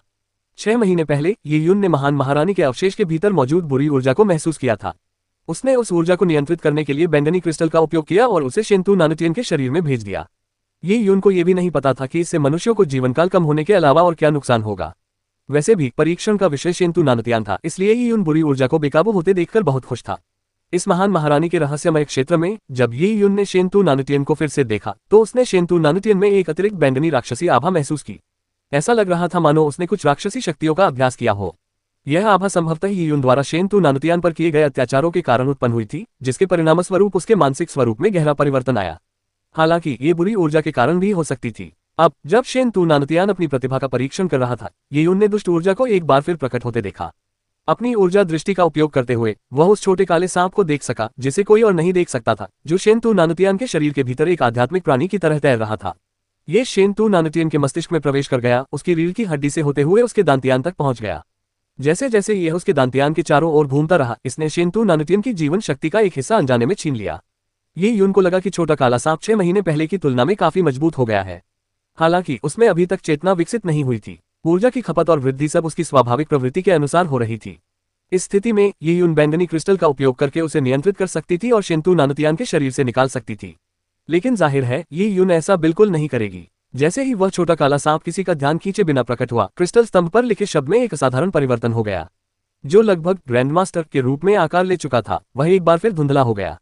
स्ट्रोक मेढक के बच्चों की तरह बिखर गए। ओह! शेन तू नानुतियन असहाय होकर देखता रह गया। बिखरी हुई रोशनी एक बार फिर एकत्रित हुई, लेकिन इस बार शब्द पहले जैसा नहीं था। वह शब्द था नाइट। शेन तू नानुतियन दंग रह गया। उसे अपनी आंखों पर विश्वास नहीं हो रहा था। शब्द और स्पष्ट हो गया। ये बिल्कुल स्पष्ट था कि यह नाइट था। ये ग्रैंडमास्टर से बदलकर नाइट हो गया। क्या? शेन तू नानुतियन को पल भर के लिए ऐसा लगा जैसे उस पर बिजली गिर गई हो और वह क्रिस्टल स्तंभ के सामने पूरी तरह से जम गया। सामंत, मेरी प्रतिभा तो बस सबसे निचले स्तर की नाइट है। शेन तू नानुतियन इस वास्तविकता को स्वीकार नहीं कर सका। उसका सारा खून तेजी से उसके चेहरे की ओर बहने लगा। मैं सिर्फ नाइट कैसे हो सकता हूँ? जरूर कोई गलती हुई होगी। शुरू में तो साफ तौर पर ग्रैंडमास्टर लिखा था, फिर बदल क्यों गया? शेन तू नानुतियन का खून खौल उठा। वह तो अपनी तलवार निकालकर क्रिस्टल स्तंभ पर वार करने को भी बेताब था। बेशक उनमें ऐसा करने का साहस नहीं था। शेन तू नानुतियन भी एक शूरवीर है। वह अगले पद पर पहुंचने से बस कुछ ही अंतर से चूक गया। इस क्रिस्टल स्तंभ के मानक बहुत ऊंचे हैं। लोगों ने मिली जुली भावनाओं के साथ चर्चा की। उनमें से कई लोग खुश हो रहे थे। अगर तियान युआन जगत के शीर्ष प्रतिभाशाली लोगों में से एक शेन तू नानुतियन उनसे इतना अधिक शक्तिशाली नहीं था, तो उनके दुखी होने की कोई बात नहीं थी। अद्भुत, अद्भुत! इसी क्षण भीड़ में मौजूद सांवले रंग का युवक अचानक उछल पड़ा। ये नैंटियन तो वाकई असाधारण है। ये तो लगभग ग्रैंडमास्टर बनने ही वाला था। तालियां, तालियां! जब सांवले रंग का युवक बोल रहा था तो उसने खुशी से ताली बजाई। लेकिन शेन तू नानुतियन के कानों में ये ताली बजाना उपहास के सिवा कुछ नहीं लगा। बच्चे, तुम मौत को दावत दे रहे हो। शेन तू नानुतियन की आंखें गुस्से से लाल हो गईं जब उसने ताली बजा रहे उस सांवले लड़के को घूर कर देखा। अगर महान महारानी के रहस्यमय क्षेत्र के नियम उसे ऐसा करने से नहीं रोकते तो वह सचमुच उस मूर्ख का सिर काट देना चाहता था। सांवले रंग का वह युवक डर के मारे उछल पड़ा और ताली बजाने की हिम्मत ही नहीं कर पाया। उसकी कुछ हद तक मूर्खतापूर्ण शक्ल देखकर कई लोग हंसने लगे। बेशक वे वास्तव में उस सांवले युवक पर नहीं बल्कि शेन तू नानुतियन पर हंस रहे थे। हम्फ! शेन तू नानुतियन ने ठंडी सांस ली। क्रिस्टल स्तंभ से निकलते हुए उसने ठंडे जानलेवा इरादे से ये यून को घूर कर देखा। स्पष्ट रूप से शेन तू नानुतियन ने मूल्यांकन परिणामों में अपनी विफलता का दोष यून द्वारा खिलाई गई 7 विषैली दिव्य यीन गोली पर डाला। लेकिन 7 हानिकारक दिव्य यीन गोली का इतना शक्तिशाली प्रभाव कैसे हो सकता है? ये यून मुस्कुराया। उसने कभी सोचा भी नहीं था कि बुरी शक्ति इतनी ताकतवर होगी। इससे उसे उन पौराणिक उपन्यासों की याद आ गई जिनमें राक्षसों का जिक्र होता है, जो परजीवी की तरह किसी व्यक्ति के शरीर से चिपक जाते हैं और उसका खून और आत्मा चूस लेते हैं। ये छोटा काला सांप तो सामान्य राक्षस से भी कहीं ज्यादा भयानक था। ये किसी व्यक्ति की जान लिए बिना ही उसकी जीवन शक्ति और ऊर्जा को सोख सकता था।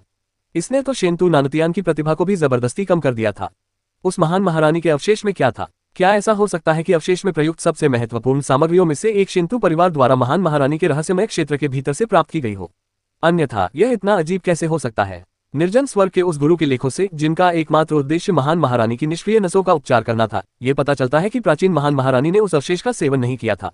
प्राचीन काल से लेकर अब तक महान महारानी के अवशेष का सेवन करने वाले केवल शेन तू नानुतियन और ये यून ही थे। बेशक ये युन ने महान महारानी के अवशेष का सार आत्मसात कर लिया था, जबकि शेंतु नानुतियान को इसके बुरे पक्ष को झेलना पड़ा। अन्य लोग साहसिक यात्रा पर जाते थे, जबकि ये युन लूट का माल इकट्ठा करता था। जब ये युन साहसिक यात्रा पर जाता था तो अन्य लोग ढाल का काम करते थे। ये युन का सिद्धांत था। ये बेशर्मी भरा था लेकिन बेहद उपयोगी भी। और भी अधिक आनंद तब आता था जब ढाल के रूप में इस्तेमाल किया जाने वाला व्यक्ति कोई अच्छा इंसान न हो। अध्याय 466 ये युन का मूल्यांकन। ये युन की निगाहें शेंतु नानुतियान का पीछा करती रही जब वह वापस अपनी जगह पर लौट आया। शुरू से ही ये युन शेंतु नानुतियान के शरीर के भीतर मौजूद काली ऊर्जा पर ध्यान केंद्रित कर रहा था।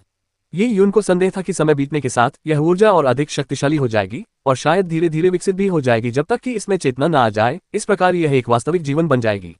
और जब ये काफी मजबूत हो गया तो ये शेंतु नानुतियान को भी निगल सकता था।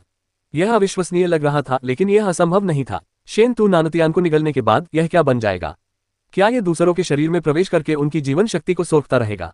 अगर यह बढ़ता रहा तो किस हद तक बढ़ेगा? क्या यह एक दिन किसी महान सम्राट के लिए खतरा बन सकता है? किसी प्राचीन अवशेष में समाहित एक बुरी ऊर्जा का अंततः इतना बढ़ जाना कि वह एक महान सम्राट के लिए खतरा बन जाए, अविश्वसनीय लगता था। हालांकि अगर प्राचीन अवशेष को बनाने में इस्तेमाल की गई सामग्री महान महारानी के रहस्यमय क्षेत्र से आए हो तो यह आश्चर्यजनक नहीं होगा। कोई कमजोर चीज धीरे धीरे मजबूत हो सकती है। उदाहरण के लिए ये युन एक साधारण इंसान से विकसित हुआ था और संभवतः भविष्य में एक महान सम्राट से भी अधिक शक्तिशाली बन सकता था। ये सोचते ही ये युन ने अपने मन को बैंगनी क्रिस्टल से जोड़ा और अपनी आध्यात्मिक ऊर्जा के साथ शेंतु नानुतियन के शरीर में गहराई तक प्रवेश किया। ये युन का लक्ष्य स्पष्ट रूप से बुरी ऊर्जा थी। अचानक बैंगनी क्रिस्टल की शक्ति से घिर जाने पर दुष्ट ऊर्जा को मानो बिजली का झटका लगा। वह अचानक शेंतु नानुतियन के डेंटियन में चारों ओर जोर से टकराने लगी और बिना किसी रुकावट के शेंतु नानुतियन के मांस और अंगों में प्रवेश कर गई। वह दुष्ट ऊर्जा बैंगनी क्रिस्टल की शक्तियों के प्रति अत्यंत संवेदनशील थी। वह पूरी तरह सतर्क थी लेकिन बैंगनी क्रिस्टल की शक्तियों का सामना करने में वह असमर्थ थी। कुछ संघर्ष के बाद बुरी ऊर्जा धीरे धीरे हार मान गई। आखिरकार वह बैंगनी क्रिस्टल से बच निकलने में असमर्थ रही। दुष्ट ऊर्जा के कारण शरीर में हो रही असामान्य हलचल देखकर शेंतु नानुतियान ने भौहें सिकोड़ी। हालांकि उसे केवल पेट में हल्की सी बेचैनी महसूस हुई थी, इसलिए उसने इसे गंभीरता से नहीं लिया। लेकिन ये युन का लगातार उसे घूरना शेंतु नानुतियान को परेशान कर रहा था। उसे लगा कि ये युन उसका मजाक उड़ा रही है। छोटे कमीने, तूने मेरे साथ जो किया है, मैं एक दिन तुझे उसका 100 गुना लौटाऊंगा। मैं न केवल तेरी साधना शक्ति को नष्ट करूंगा बल्कि तुझे नपुंसक बनाकर तेरे अंतकोश फोड़कर कुत्तों को खिला दूंगा। शेंतु नानुतियान का भ्रम यह था कि मानसिक दानव परीक्षा में ये युन ने उसे नपुंसक बना दिया था। हालांकि यह केवल एक भ्रम और उसकी अपनी कल्पना थी, लेकिन अपनी मर्दानगी खोने के इस झटके ने शेंतु नानुतियान को लगभग पागल कर दिया था। इसमें एक पुरुष के रूप में उसकी गरिमा का सवाल था, इसलिए स्वाभाविक रूप से शेंतु नानुतियान ने इसका दोष ये युन पर डाला और इस घटना को ये युन के साथ दोहराने की उम्मीद की। शेंतु नानुतियान की धमकी के बावजूद ये युन मुस्कुराया। शेंतु नानुतियान की बातों से उसे अब कोई फर्क नहीं पड़ता था और वह क्रिस्टल स्तंभ की ओर चल पड़ा। इस क्रिस्टल स्तंभ पर सभी को अपना नाम लिखना पड़ता था, इसलिए ये युन को इस बात से कोई फर्क नहीं पड़ता था कि वह ऐसा जल्दी करे या देर से। जैसे ही ये युन ऊपर आया उसने तुरंत कई लोगों का ध्यान आकर्षित किया। ये वही बच्चा है। शेंतु नानुतियन को अभी नाइट का मूल्यांकन प्राप्त हुआ है और अब कोई भी आगे बढ़ने की हिम्मत नहीं करता। उसमें वाकई बहुत हिम्मत है। इसे साहसिक कार्य नहीं माना जाता। रहस्यमय जगत का मूल्यांकन इतना कठिन है कि मूल्यांकन में असफल होना भी शर्म की बात नहीं है। मेरा अनुमान है कि अगर हम या आप ऊपर जाने की कोशिश करेंगे तो हम भी उस स्तर तक नहीं पहुंच पाएंगे। उद्धरण चिन्ह। उनकी नजर में ये युन की ताकत थोड़ी अस्पष्ट थी। ये युन कुछ हद तक उस सांवले युवक से मिलती जुलती थी। दोनों ही देखने में आकर्षक नहीं थे। पब फ्यूचर एड्स। वह सांवला युवक अपनी मूर्खता के कारण अप्रिय था, जबकि ये युन के लिए इतने सारे एम्पायरियन मार्क्स प्राप्त करना ईर्ष्या का कारण बन सकता था। अगर इतने सारे एम्पायरियन मार्क्स लिन शिंटो को मिले होते तो कोई कुछ नहीं कहता, क्योंकि वह बहुत शक्तिशाली थी। मानसिक राक्षसों की परीक्षा में वह सबसे लंबे समय तक टिकी रही थी। इसके बारे में सोचना ही डरावना था। जहां तक ये युन की बात है, वह तो अपनी ऊर्जा दृष्टि का इस्तेमाल करके ही यहां तक पहुंच पाया था। बेशक ये युन द्वारा मानसिक राक्षसों की परीक्षा उत्तीर्ण करने के बाद लोगों को ये तथ्य स्वीकार करना पड़ा कि ये युन की प्रतिभा इतनी कमजोर नहीं थी। ये युन के हाथ में अचानक एक लंबी तलवार प्रकट हो गई। जब तलवार प्रकट हुई तो उसकी धार स्वतः ही म्यान से बाहर निकल आए और एक ठंडी चमक के साथ ये युन की हथेली पर वार किया। इतनी बढ़िया तलवार। कई अन्य लोगों ने इस शानदार विचार को महसूस किया। यह तलवार वाकई एक उत्कृष्ट वस्तु थी। उनमें से शेंतु नानुतियन की आंखें तुरंत लाल हो गईं। यह उसकी तलवार थी। मानसिक राक्षसों की परीक्षा में ये युन ने उससे लड़ने के लिए अपनी तलवार का इस्तेमाल किया था। अब ये युन ने सबके सामने ये तलवार निकाल ली, इसलिए शेंतु नानुतियान को जो उकसावा महसूस हुआ वह स्वाभाविक था। वहां मौजूद अन्य लोगों के चेहरे भी अजीब से हो गए और उन्होंने शेंतु नानुतियन की ओर देखा। शेंतु नानुतियन के गंभीर चेहरे को देखकर उनके अनुमान सही साबित हुए। मैंने पहले ही कहा था कि यह जानी पहचानी लग रही है। यह सचमुच शेंतु नानुतियान की साथी तलवार है। गुंडसुन होंग ने मन ही मन उपहास किया। शेंतु नानुतियान वाकई बहुत दुखी है। उसने न केवल लिन परिवार में शर्मिंदगी झेली बल्कि अपनी साथी तलवार भी खो दी। लोग आपस में चर्चा कर रहे थे। इसी समय ये युन ने क्रिस्टल के खंभे पर अपना नाम लिखा। ये युन के आयामों में सुरंग खोदने से पहले उसका लेखन न तो अच्छा था और न ही बुरा। वह बस औसत दर्जे का था। हालांकि विभिन्न आयामों में प्रवेश करने के बाद, विशेषकर तलवार और कृपाण की समाधियों में एकांतवास करने के बाद, ये युन द्वारा लिखे गए शब्द अधिक दिव्य प्रतीत होने लगे। वह अपने प्रहारों में तलवार और कृपाण की शक्ति को समाहित होने से नहीं रोक पा रहा था। प्रत्येक प्रहार में कृपाण की किरण या तलवार की छाया का आभास होता था। उनमें एक दमनकारी आभा थी। जैसे जैसे प्रकाश इकट्ठा होता गया, ये युन के नाम के पीछे प्रकाश के बिंदु निकलने लगे। ये युन प्रकाश के बिंदुओं को देख रहा था और उसे यह जानने की बहुत उत्सुकता थी कि वह किस स्तर पर है। रहस्यमय क्षेत्र के मूल्यांकन में बैंगनी क्रिस्टल की शक्तियों को शामिल किए जाने की संभावना नहीं थी, क्योंकि महान महारानी का रहस्यमय क्षेत्र बैंगनी क्रिस्टल की उपस्थिति का पता लगाने में असमर्थ था। फिर यह परीक्षा ये युन की वर्तमान शक्ति और प्रतिभा को परखने के उद्देश्य से आयोजित की जाएगी। बेशक ये युन की वर्तमान शक्ति का एक बड़ा हिस्सा बैंगनी क्रिस्टल से प्राप्त होता है। इस समय प्रकाश के बिंदु धीरे धीरे एक शब्द का रूप ले रहे थे। तेज नजर वाला कोई भी व्यक्ति बता सकता था कि वह शब्द क्या था। वह शब्द वास्तव में नाइट है। उनमें से कई लोगों ने आश्चर्य से कहा। वे बहुत आश्चर्यचकित थे, क्योंकि ये युन ने वास्तव में नाइट का मूल्यांकन प्राप्त कर लिया था। दरअसल मेरी रेटिंग भी उस बच्चे के बराबर ही है। उद्धरण चिन्ह। शेन तू नानुतियन बहुत निराश महसूस कर रहा था। रहस्यमय क्षेत्र का मूल्यांकन बहुत स्पष्ट था। एक ही स्तर पर मजबूत और कमजोर के बीच अंतर था। वह खुद लगभग ग्रैंड मास्टर का दर्जा हासिल करने में कामयाब हो गया था। जो लोग परीक्षा में असफल घोषित हुए, उन्होंने ये युन को जटिल भावों से देखा। ये लड़का उनसे कहीं अधिक शक्तिशाली था और मार्शल आर्ट तो उसका दूसरा मुख्य विषय था। वह एक निर्जन स्वर्ग का उस्ताद भी था और जाहिर तौर पर निर्जन स्वर्ग तकनीक में उसकी प्रतिभा बेजोड़ थी।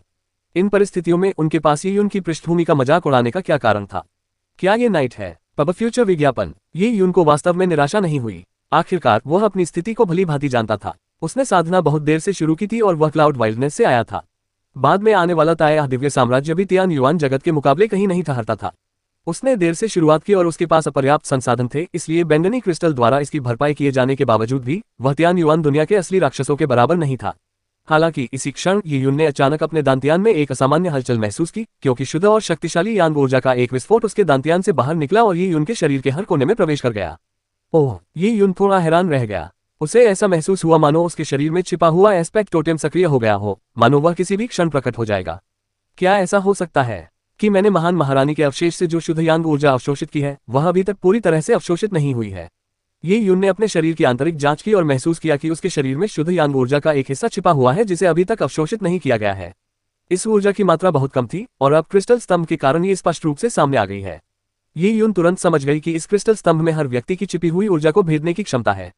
इससे पहले जब शेन तू नानुतियन क्रिस्टल स्तंभ के सामने खड़ा था, तब उसके शरीर के भीतर की बुरी ऊर्जा क्रिस्टल स्तंभ द्वारा उत्तेजित हो गई थी।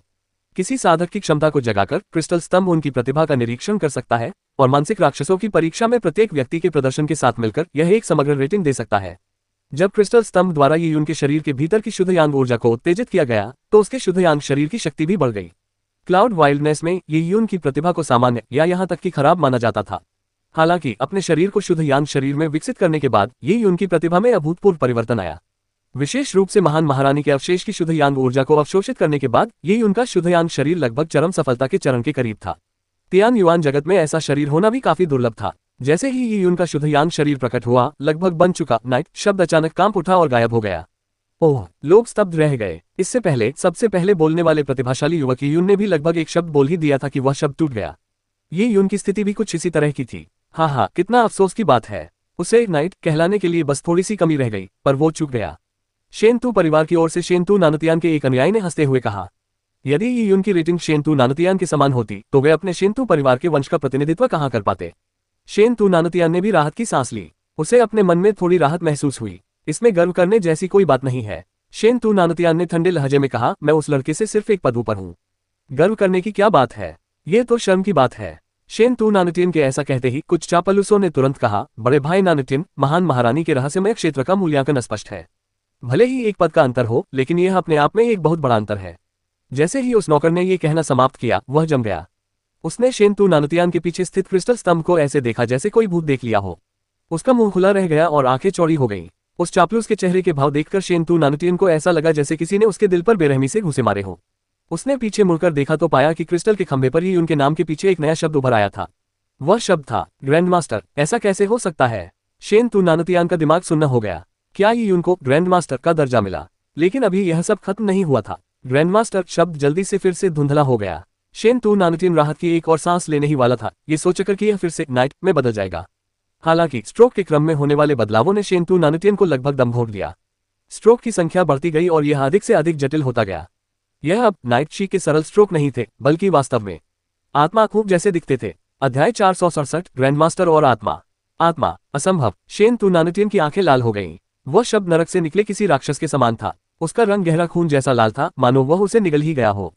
अन्य लोग भी हैरान रह गए। सोल का पद नाइट से 2 रैंक ऊपर था। खासकर जब महान महारानी का रहस्यमय क्षेत्र इस तरह के अस्पष्ट मूल्यांकन देता हो तो रैंक में हर वृद्धि अपने आप में एक अद्भुत बात थी। जैसे जैसे आत्मा आकार लेने के लिए संघनित होती जा रही थी, वह और अधिक स्पष्ट होती जा रही थी। ये देखकर लोग अपनी सांसें रोककर बैठे रहे। हालांकि जैसे ही यह बनने वाला था, यह ढह गया। बचे हुए प्रकाश बिंदु वापस संघनित होकर ग्रैंडमास्टर बन गए। ये शब्द पहले से ही पूरी तरह से तैयार था। इसकी रूपरेखा स्पष्ट थी और यह साफ दिख रहा था कि इस पर निर्णय ले लिया गया था। ग्रैंडमास्टर, ये यी यून का अंतिम परिणाम था, लेकिन इसके लगभग सोल में परिवर्तित होने से लोगों को ये समझ में आ गया कि यी यून की प्रतिभा सोल तक पहुंचने के लगभग बराबर थी। यह कोई साधारण ग्रैंडमास्टर नहीं था। यह दृश्य देखकर लिन शिंटो के चेहरे पर हैरानी के भाव आ गए। उसने अपनी खूबसूरत निगाहें यी यून की ओर घुमाई और उसे ध्यान से देखा। उसे अंदाजा था कि यी यून को अच्छे परिणाम मिलेंगे, लेकिन उसने कभी नहीं सोचा था कि ये इतने अच्छे होंगे। सोल नहीं, बल्कि ग्रैंडमास्टर। गोंगे सुन होंग, शुक्र है ऐसा हुआ जैसे शब्द कहना चाहता था, लेकिन जैसे ही शब्द उसके होठों तक पहुंचे वे अटक गए। भले ही वह ग्रैंडमास्टर का पद प्राप्त कर लेता, फिर भी यह महान महारानी के रहस्यमय क्षेत्र द्वारा अब तक दिया गया सर्वोच्च मूल्यांकन था। गोंगे सुन होंग को बिल्कुल भी विश्वास नहीं था कि वह शेनतू नानुतियान से बेहतर मूल्यांकन प्राप्त कर पाएगा। अन्य लोग भी चुप हो गए। शेनतू नानुतियान के सभी चमचे ऐसे लग रहे थे मानो उन्होंने एक पौन आसनिक निगल लिया हो। पहले वे कह रहे थे कि शेनतू नानुतियान का पद यी यून से एक पायदान ऊपर होने के कारण मूल्यांकन में ही बहुत बड़ा अंतर था। अब स्थिति उलट गई थी। यी यून शेनतू नानुतियान से एक पद ऊपर था। उन्हें ऐसा महसूस हुआ जैसे उनके चेहरे गर्म हो गए हो और शर्म से लाल हो गए हो, मानो किसी ने उनके चेहरे पर 2 बार थप्पड़ मारा हो। बड़े भाई नानुटियन, ये ठीक नहीं है। आपने परीक्षा में इतना लंबा समय बिताया और आप यी यून से कहीं अधिक समय तक परीक्षा में रहे। आपका मूल्यांकन उससे कम कैसे हो सकता है? क्या महान महारानी के रहस्यमय क्षेत्र से कोई गलती हो गई है? एक सेवक ने कहा। हालांकि इससे पहले कि वह अपनी बात पूरी कर पाता, शेनतू नानुटियन ने दांत पीसते हुए उसे बीच में ही रोक दिया और कहा, चुप रहो। शेनतू नानुटियन उस समय का जिक्र करते ही गुस्से से आग बबूला हो गया, जितना समय उसने मानसिक राक्षस परीक्षण में बिताया था। वह बहुत लंबे समय तक टिका रहा, लेकिन वह लड़ नहीं रहा था, उसे यातना दी जा रही थी। परीक्षा के उत्तरार्ध में उसे मृत्यु से भी बदतर स्थिति तक यातना दी गई थी। ये यून ने उस पर हर तरह के क्रूर तरीके आजमाए थे। ये सभी तरीके शेनतू नानुतियान की कल्पना पर आधारित थे। वह स्वभाव से ही क्रूर था और दूसरों को प्रताड़ित करने में माहिर था। उसने अपने द्वारा आजमाए गए तरीकों का स्वाद चखा था, जिसने उसे लगभग तोड़ दिया था, क्योंकि उसके सारे डर उस पर हावी हो गए थे। शुरू में शेनतू नानुटियन को लगता था कि कारण चाहे जो भी हो, सबसे लंबे समय तक टिके रहना एक हकीकत है। अगर दूसरे उससे ज्यादा देर तक नहीं टिक सकते तो उनके नतीजे जाहिर तौर पर उससे कमजोर होंगे। लेकिन अब लगता है कि समय की अवधि तो सरासर बकवास थी। शेनतू नानुतियान इतना मूर्ख नहीं था कि वह महान महारानी के रहस्यमय क्षेत्र पर सवाल उठाए। उसे ये भी समझ नहीं आ रहा था कि यी यून ने ग्रैंडमास्टर का पद कैसे प्राप्त किया। Grandmaster rank. यी यून ने अपनी ठुड्डी पर हाथ फेरा। वह खुद भी थोड़ा हैरान था। यह संभवतः उनके शुद्धयांग शरीर के कारण था। ये सोचते हुए यी यून ने मुस्कुराते हुए शेनतू नानुतियान की ओर देखा। यी यून का शुद्धयांग शरीर शेनतू नानुतियान की कृपा से ही संभव हो पाया था। यदि शेनतू नानुतियान ने महान महारानी के अवशेष को प्राप्त करने में इतनी बड़ी कीमत न चुकाई होती तो यी यून का शुद्धयांग शरीर पूर्णता के इतने करीब न पहुंच पाता। अगर शेनतू नानुतियान को पता होता कि इस समय यी यून के मन में क्या चल रहा है, तो शायद वह 3 किलो खून की उल्टी कर देता। इसी क्षण लिन शिंटोक धीरे धीरे यी यून के पास पहुंची। उसने अपनी खूबसूरत आंखों से यी यून को निहारा और गहरी नजरों से देखा।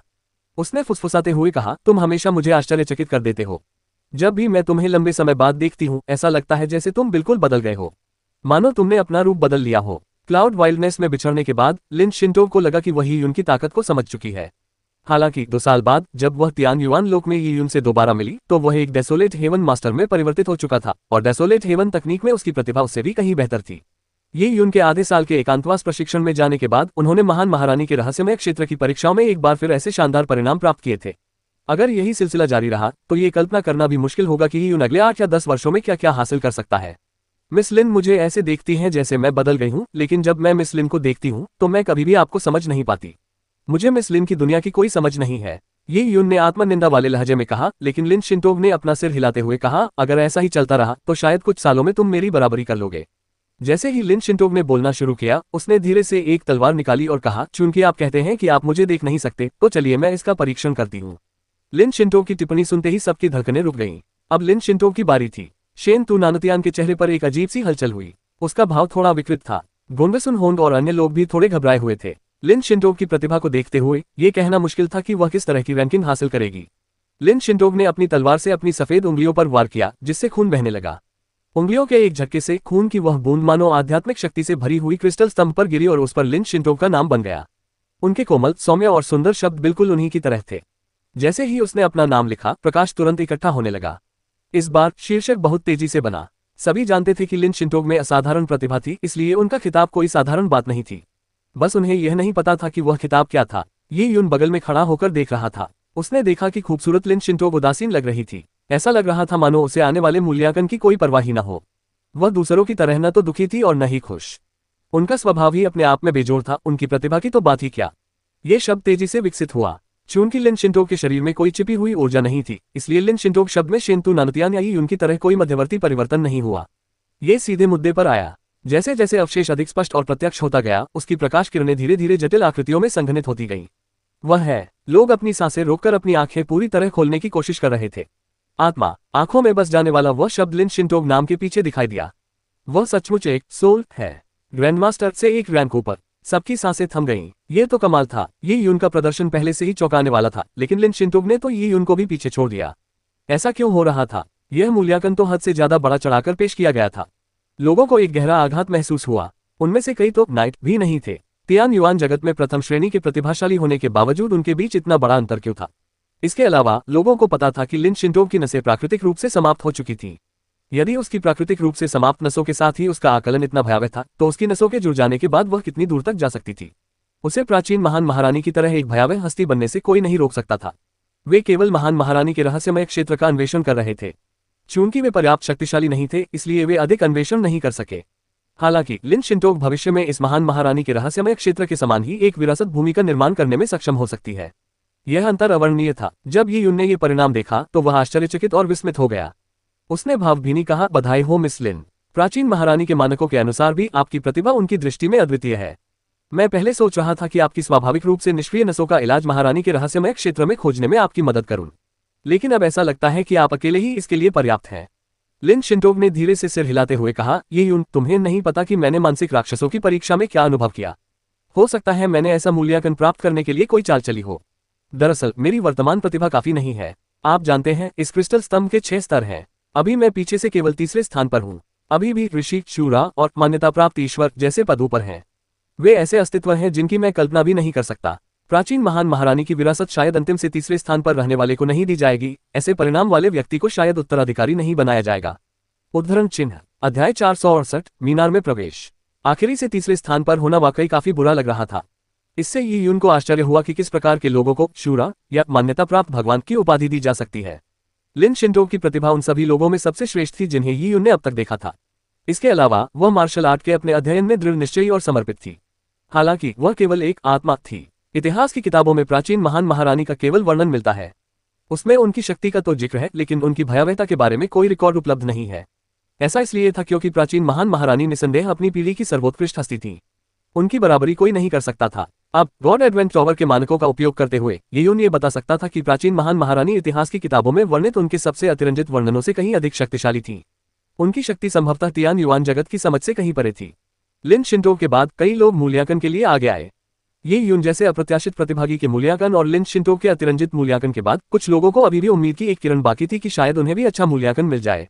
हालांकि वे सभी निराश थे। लिन शिंटोग के बाद महान महारानी के रहस्यमय क्षेत्र ने अपनी कठोरता को फिर से दोहरा दिया। बहुत से लोगों को यह मूल्यांकन प्राप्त हुआ, निर्धारित मानकों पर खरे नहीं उतरे। गोंडसुन होंग जैसी हस्तियां, जो अपने स्वाभिमान को बहुत महत्व देती थी, प्रतिभागियों द्वारा अपने मूल्यांकन पूरे कर लेने के बाद ही घबराहट भरी भावनाओं के साथ क्रिस्टल स्तंभ तक गईं। एक बेहद स्वाभिमानी व्यक्ति होने के नाते दूसरों के सामने उस परीक्षा को पूरा करना, जिसमें उन्हें ज्यादा आत्मविश्वास नहीं था, उनके लिए एक बहुत बड़ी मनोवैज्ञानिक परीक्षा थी। गोंडसुन होंग ने अपना नाम लिखने के लिए अपनी उंगली काटने से पहले कुछ गहरी सांसें लीं। लेकिन कोई चमत्कार नहीं हुआ। गोंडसुन होंग को नाइट की उपाधि से सम्मानित किया गया। नाइट शब्द को प्रकट होते देख गोंडसुन होंग के मन में अवर्णनीय भावनाएं उत्पन्न हुई। शेनतु नानुतियान की स्थिति को देखते हुए उनकी प्रतिभा शेनतु नानुतियान की तुलना में कम थी, इसलिए गोंडसुन होंग को ज्यादा से ज्यादा नाइट कहा जा सकता था और यह मूल्यांकन उचित था। हालांकि गोंडसुन होंग को इसे स्वीकार करना कठिन लगा क्योंकि अतीत में ये यून से उनकी तुलना में यह निराशाजनक था, जिसे वे कभी तुच्छ समझते थे। गोंडसुन होंग के अलावा पैंथर लेडी और पीठ पर बड़ा बैग लिए युवक जैसे लोगों को नाइट का मूल्यांकन प्राप्त हुआ। हालांकि मूल्यांकन लगभग पूरा होने ही वाला था कि एक घटना घटित हो गई। 2 लोगों ने ग्रैंडमास्टर का खिताब हासिल किया। ये दोनों लोग एक साथ ऊपर गए थे और यह स्पष्ट था कि वे साथ थे। उन्होंने भूरे रंग के लंबे चोगे पहने हुए थे जिन पर गहरे लाल रंग का अर्धचंद्र बना हुआ था। हालांकि अधिकांश लोग इस बात को लेकर अनिश्चित थे कि यह प्रतीक किस गुट का प्रतिनिधित्व करता है। एक और ग्रैंडमास्टर, और वो भी 2। ये दोनों कहाँ से आ गए? लोग चिंतित हो गए। उनके बीच सचमुच हर तरह के छिपे हुए खतरे मौजूद थे। दो अनजान लोगों को ग्रैंड मास्टर का दर्जा प्राप्त हो चुका था। वे उद्धरण चिन्ह। लिन शिंटोग ने अजीबोगरीब नजर से उनकी तरफ देखा तो उसकी भौहें तन गईं। एक दृष्टिकोण से देखा जाए तो ग्रैंड मास्टर का दर्जा प्राप्त करना उतना आश्चर्यजनक नहीं था। अगर ये युन ने शेन तू नानुतियान के साथ धोखा न किया होता तो उसे निश्चित रूप से ग्रैंड मास्टर का दर्जा मिल जाता। हालांकि एक ही गुट के दो अज्ञात मूल के लोगों से लगातार दो ग्रैंड मास्टर मूल्यांकन प्राप्त करना अजीब था। ये युन, मुझे लगता है कुछ गड़बड़ है। लिन शिंटोग ने अपनी आवाज सुनाई। ये युन थोड़ा लड़खड़ा गया क्योंकि उसे भी ऐसा ही महसूस हो रहा था।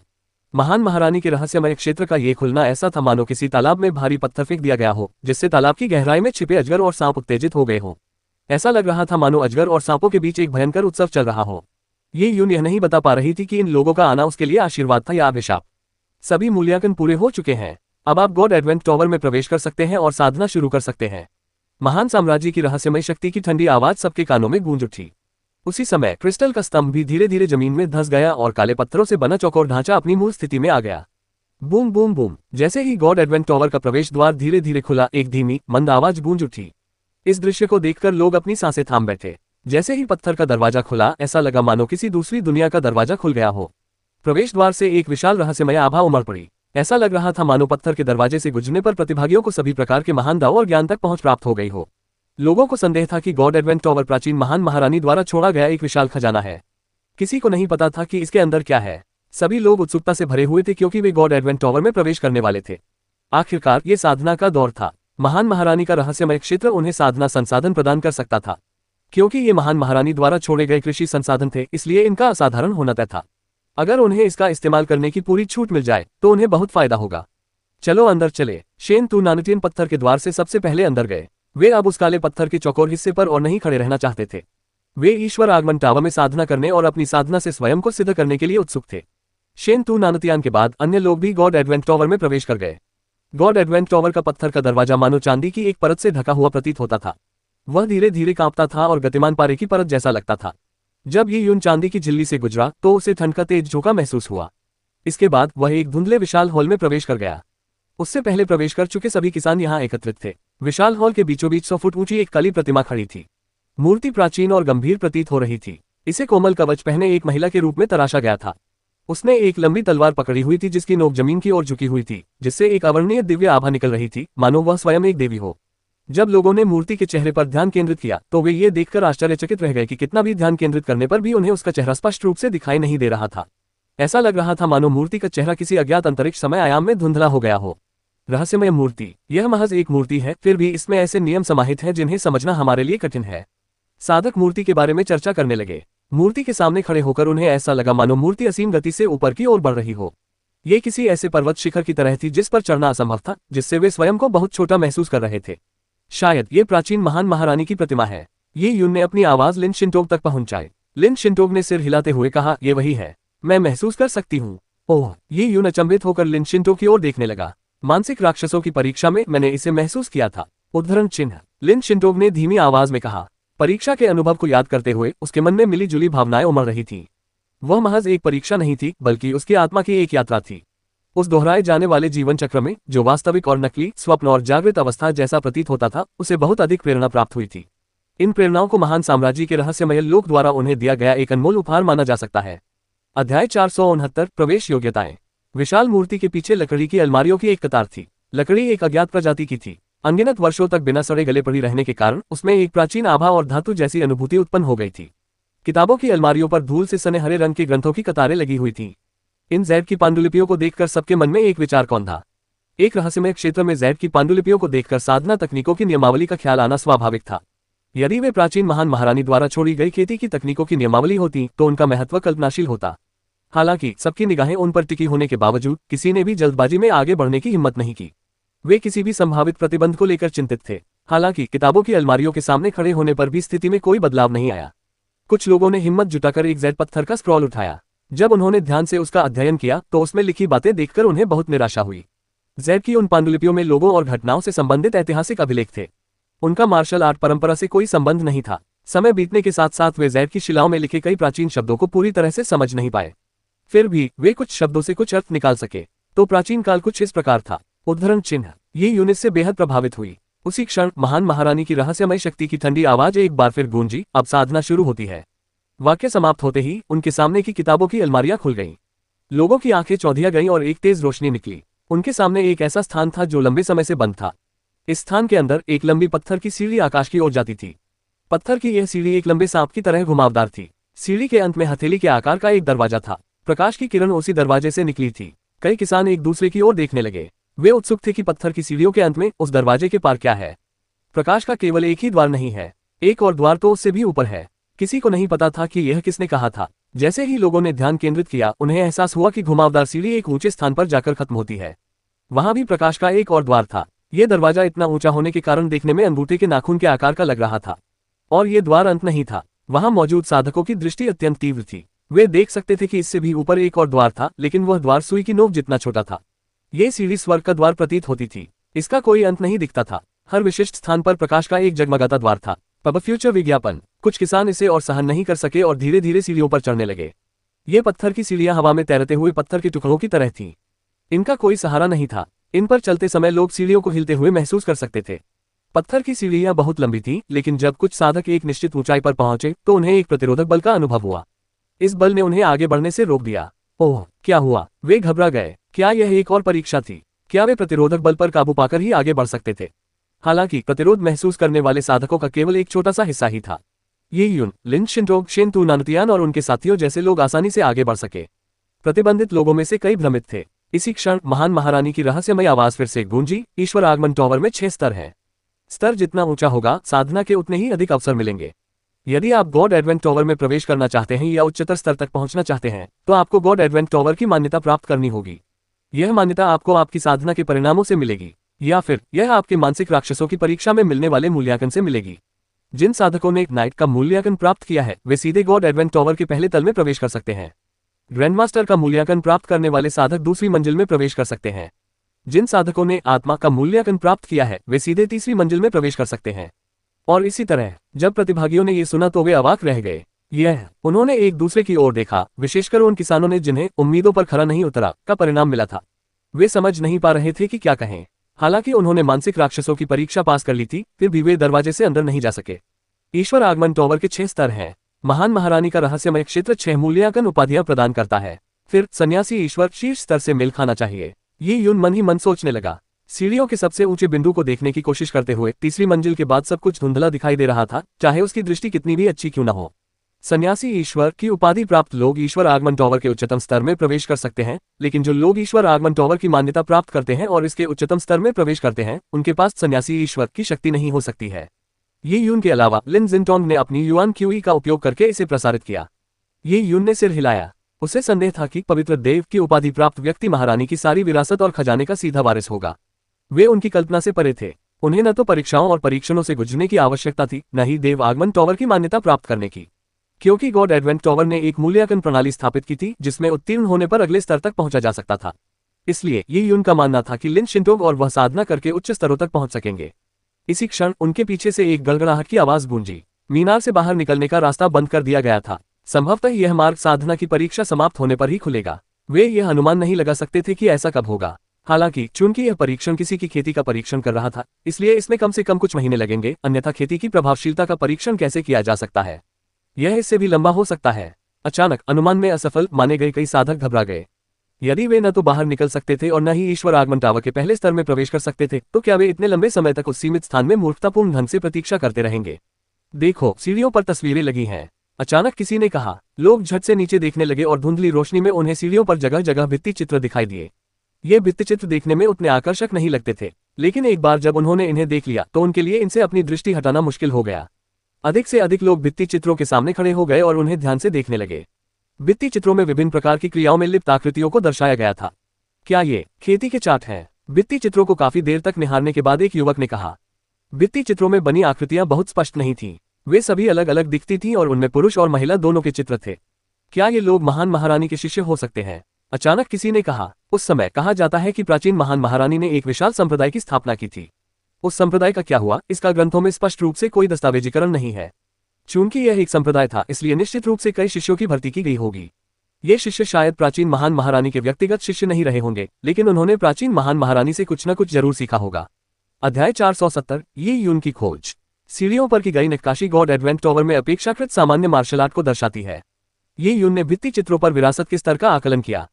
एक बड़े संप्रदाय के लिए मुख्य शिष्यों की विरासत के अलावा दुनिया भर से प्राप्त सभी प्रकार की मार्शल आर्ट भी मौजूद थी। इन मार्शल आर्ट्स का अभ्यास करने से शायद शानदार भविष्य न मिले, लेकिन सामान्य परिस्थितियों में यह संप्रदाय की संपत्ति का संचय होता था। फिर इसे बाहरी संप्रदाय के शिष्यों में वितरित कर दिया जाता था। यी यून ने सरसरी नजर डाली। उसे लगा कि भित्ति चित्रों में दर्शाई गई मार्शल आर्ट का कुछ महत्व है। अगर वह इन्हें पूरी तरह समझ ले तो इससे उसे मार्शल आर्ट के क्षेत्र में निश्चित रूप से मदद मिलेगी, लेकिन इसके लिए बहुत अधिक ऊर्जा और समय खर्च करना उचित नहीं था। गॉड एडवेंट टावर में चल रही परीक्षा किसी व्यक्ति की साधना की गति का परीक्षण कर रही थी। यी यून सीमित समय में काफी प्रगति हासिल करने के बारे में सोच रहा था ताकि उसे उच्च पद प्राप्त हो सके। महान महारानी का रहस्यमय क्षेत्र एक परीक्षा थी, लेकिन यह अवसरों की भूमि भी थी। महान महारानी के रहस्यमय क्षेत्र में प्रवेश करने वाले ये अभिजात वर्ग के लोग अवसरों की तलाश में यहाँ आए थे, और जिस ईश्वर आगमन टावर में वे थे वह वहां मौजूद सभी साधकों के लिए एक संभावित अवसर था। यी यून का विचार इस अवसर का भरपूर लाभ उठाना था। यी यून अकेली नहीं थी जो ऐसा सोच रही थी, कई और लोगों के मन में भी ऐसे ही विचार थे। जिन लोगों को नाइट की उपाधि नहीं मिली थी वे सीढ़ियों पर बने भित्तिचित्रों का अर्थ समझने के तरीकों पर विचार कर रहे थे ताकि उन्हें गॉड एडवेंट टावर में प्रवेश करने का अवसर मिल सके।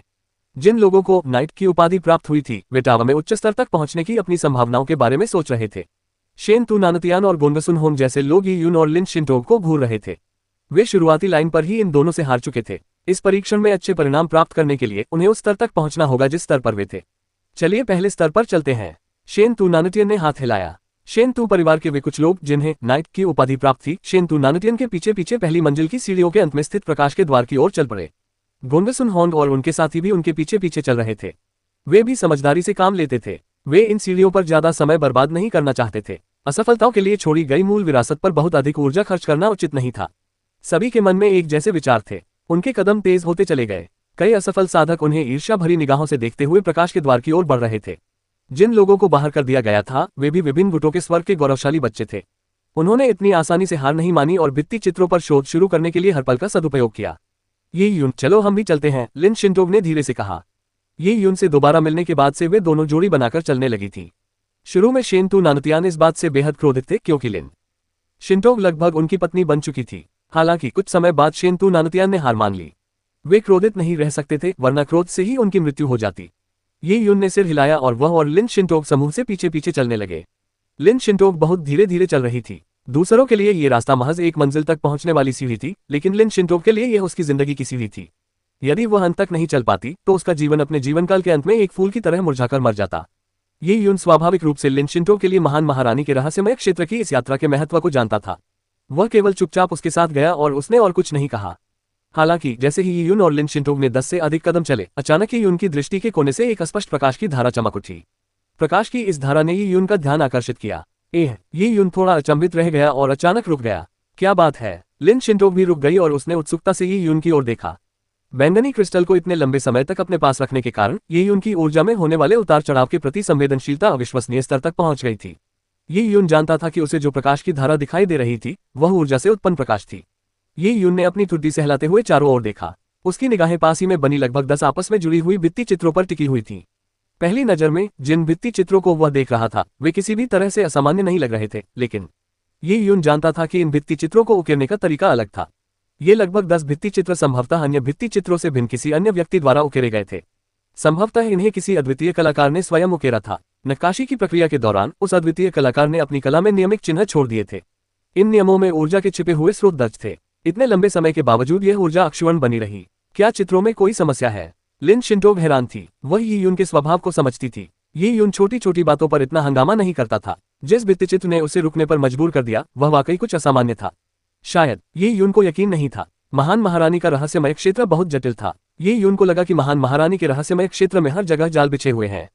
पहले परीक्षण में लोगों का मानना था कि यह साधक की गति तकनीकों और खतरे की आशंका का परीक्षण था।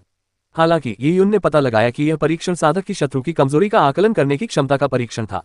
इसके बाद पुल के मामले में गोंगसुन होन जैसे लोग जिन्होंने प्राचीन, वीरान और विशालकाय संरचना के बारे में बहुत सरलता से सोचा था, अंततः भुगतने पड़े। दूसरे परीक्षण की बात करें तो मानसिक राक्षसों की परीक्षा बेहद विचित्र थी।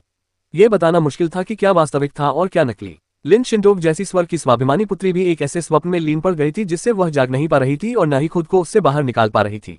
और जब उन्होंने अंततः मानसिक राक्षसों की परीक्षा सफलतापूर्वक पूरी कर ली तो महान महारानी के रहस्यमय क्षेत्र ने उन्हें बताया कि मानसिक राक्षसों की परीक्षा तो केवल उनकी शक्ति का मूल्यांकन थी। दूसरी परीक्षा वास्तव में सभी की साधना गति की परीक्षा थी। अप्रत्याशित परीक्षाओं ने यी यून को गहराई से यह एहसास कराया कि प्राचीन महारानी ने महारानी के रहस्यमय क्षेत्र की रचना करते समय अनगिनत विधियों का प्रयोग किया था। इसलिए उनके द्वारा कम महत्व की मार्शल कलाओं के बीच एक अत्यंत उत्कृष्ट विरासत को स्थान देना कोई आश्चर्य की बात नहीं थी। लोगों का मानना था कि टावर की सीढ़ियों पर बने भित्तिचित्र उन लोगों के लिए तैयार किए गए थे जिन्हें मार डाला गया था ताकि कम ही लोग उन पर ध्यान दें। यहाँ तक कि यी यून और लिन शिंटोग भी इन मार्शल आर्ट को ज्यादा महत्व का नहीं मानते थे। रेत के ढेर के बीच एक मोती की तरह उसे पाने के लिए न केवल भाग्य और अवसर की आवश्यकता होती है, बल्कि हर क्षण अपने आसपास के वातावरण का लगातार और सावधानीपूर्वक अवलोकन करने के साथ साथ दूसरों से बेहतर विवेक की भी आवश्यकता होती है। जब लिन शिंटोग और यी यून रुक गईं, तो अपने समूह का नेतृत्व कर रहे शेन तू नानुतियान भी रुक गए। हालांकि वे मीनार में प्रवेश करने की जल्दी में दिख रहे थे, लेकिन उनकी निगाहें लगातार यी यून और लिन शिंटोग पर टिकी हुई थीं। उन्हें पता था कि वे जैसे ही कोई असामान्य हरकत करेंगे उन्हें तुरंत पता चल जाएगा। बड़े भाई नैंटियन, क्या बात है? कुछ चापलूसों ने देखा कि शेन तू नानुतियान वापस मुड़ गया है। वे भी पीछे मुड़े और देखा कि यी यून और लिन शिंटोग अपने कदमों पर रुक गए थे, मानो वे कुछ खोजबीन कर रहे हों। वे दोनों बेवकूफ सचमुच अपनी नाकामी के लिए सीढ़ियों पर बने भित्तिचित्रों को देखने लगे। हाँ, वे तो ऐसे छोटे मोटे फायदों के लिए भी तरसते हैं। ये तो तिल चुनने जैसा है, लेकिन तरबूज खो देने जैसा। एक नौकर ने हंसते हुए कहा, लेकिन शेन तू नानुतियान का चेहरा गंभीर हो गया और उसने ठंडे लहजे में कहा, तुम जैसे मूर्ख मेरे पीछे क्यों घूम रहे हो? अगर तुम इतने समझदार होते तो तुम्हारा पद इन दोनों से कहीं ऊपर होता। शेन तू नानुतियान से खूब डांट खाने के बाद वह नौकर घबरा गया और एक शब्द भी बोलने की हिम्मत नहीं कर पाया। तुम जाकर देखो, पता करो कि वो छोटा बदमाश उस सीढ़ी पर क्या शोध कर रहा है। शेन तू नानुतियान वास्तव में स्वयं जाना चाहता था, लेकिन वह अपनी प्रतिष्ठा को छिपा नहीं सका। इसलिए उसने एक नौकर को जांच करने का आदेश दिया। इस तरह वह अपनी प्रतिष्ठा बचा सकता था और नुकसान भी नहीं उठाना चाहता था।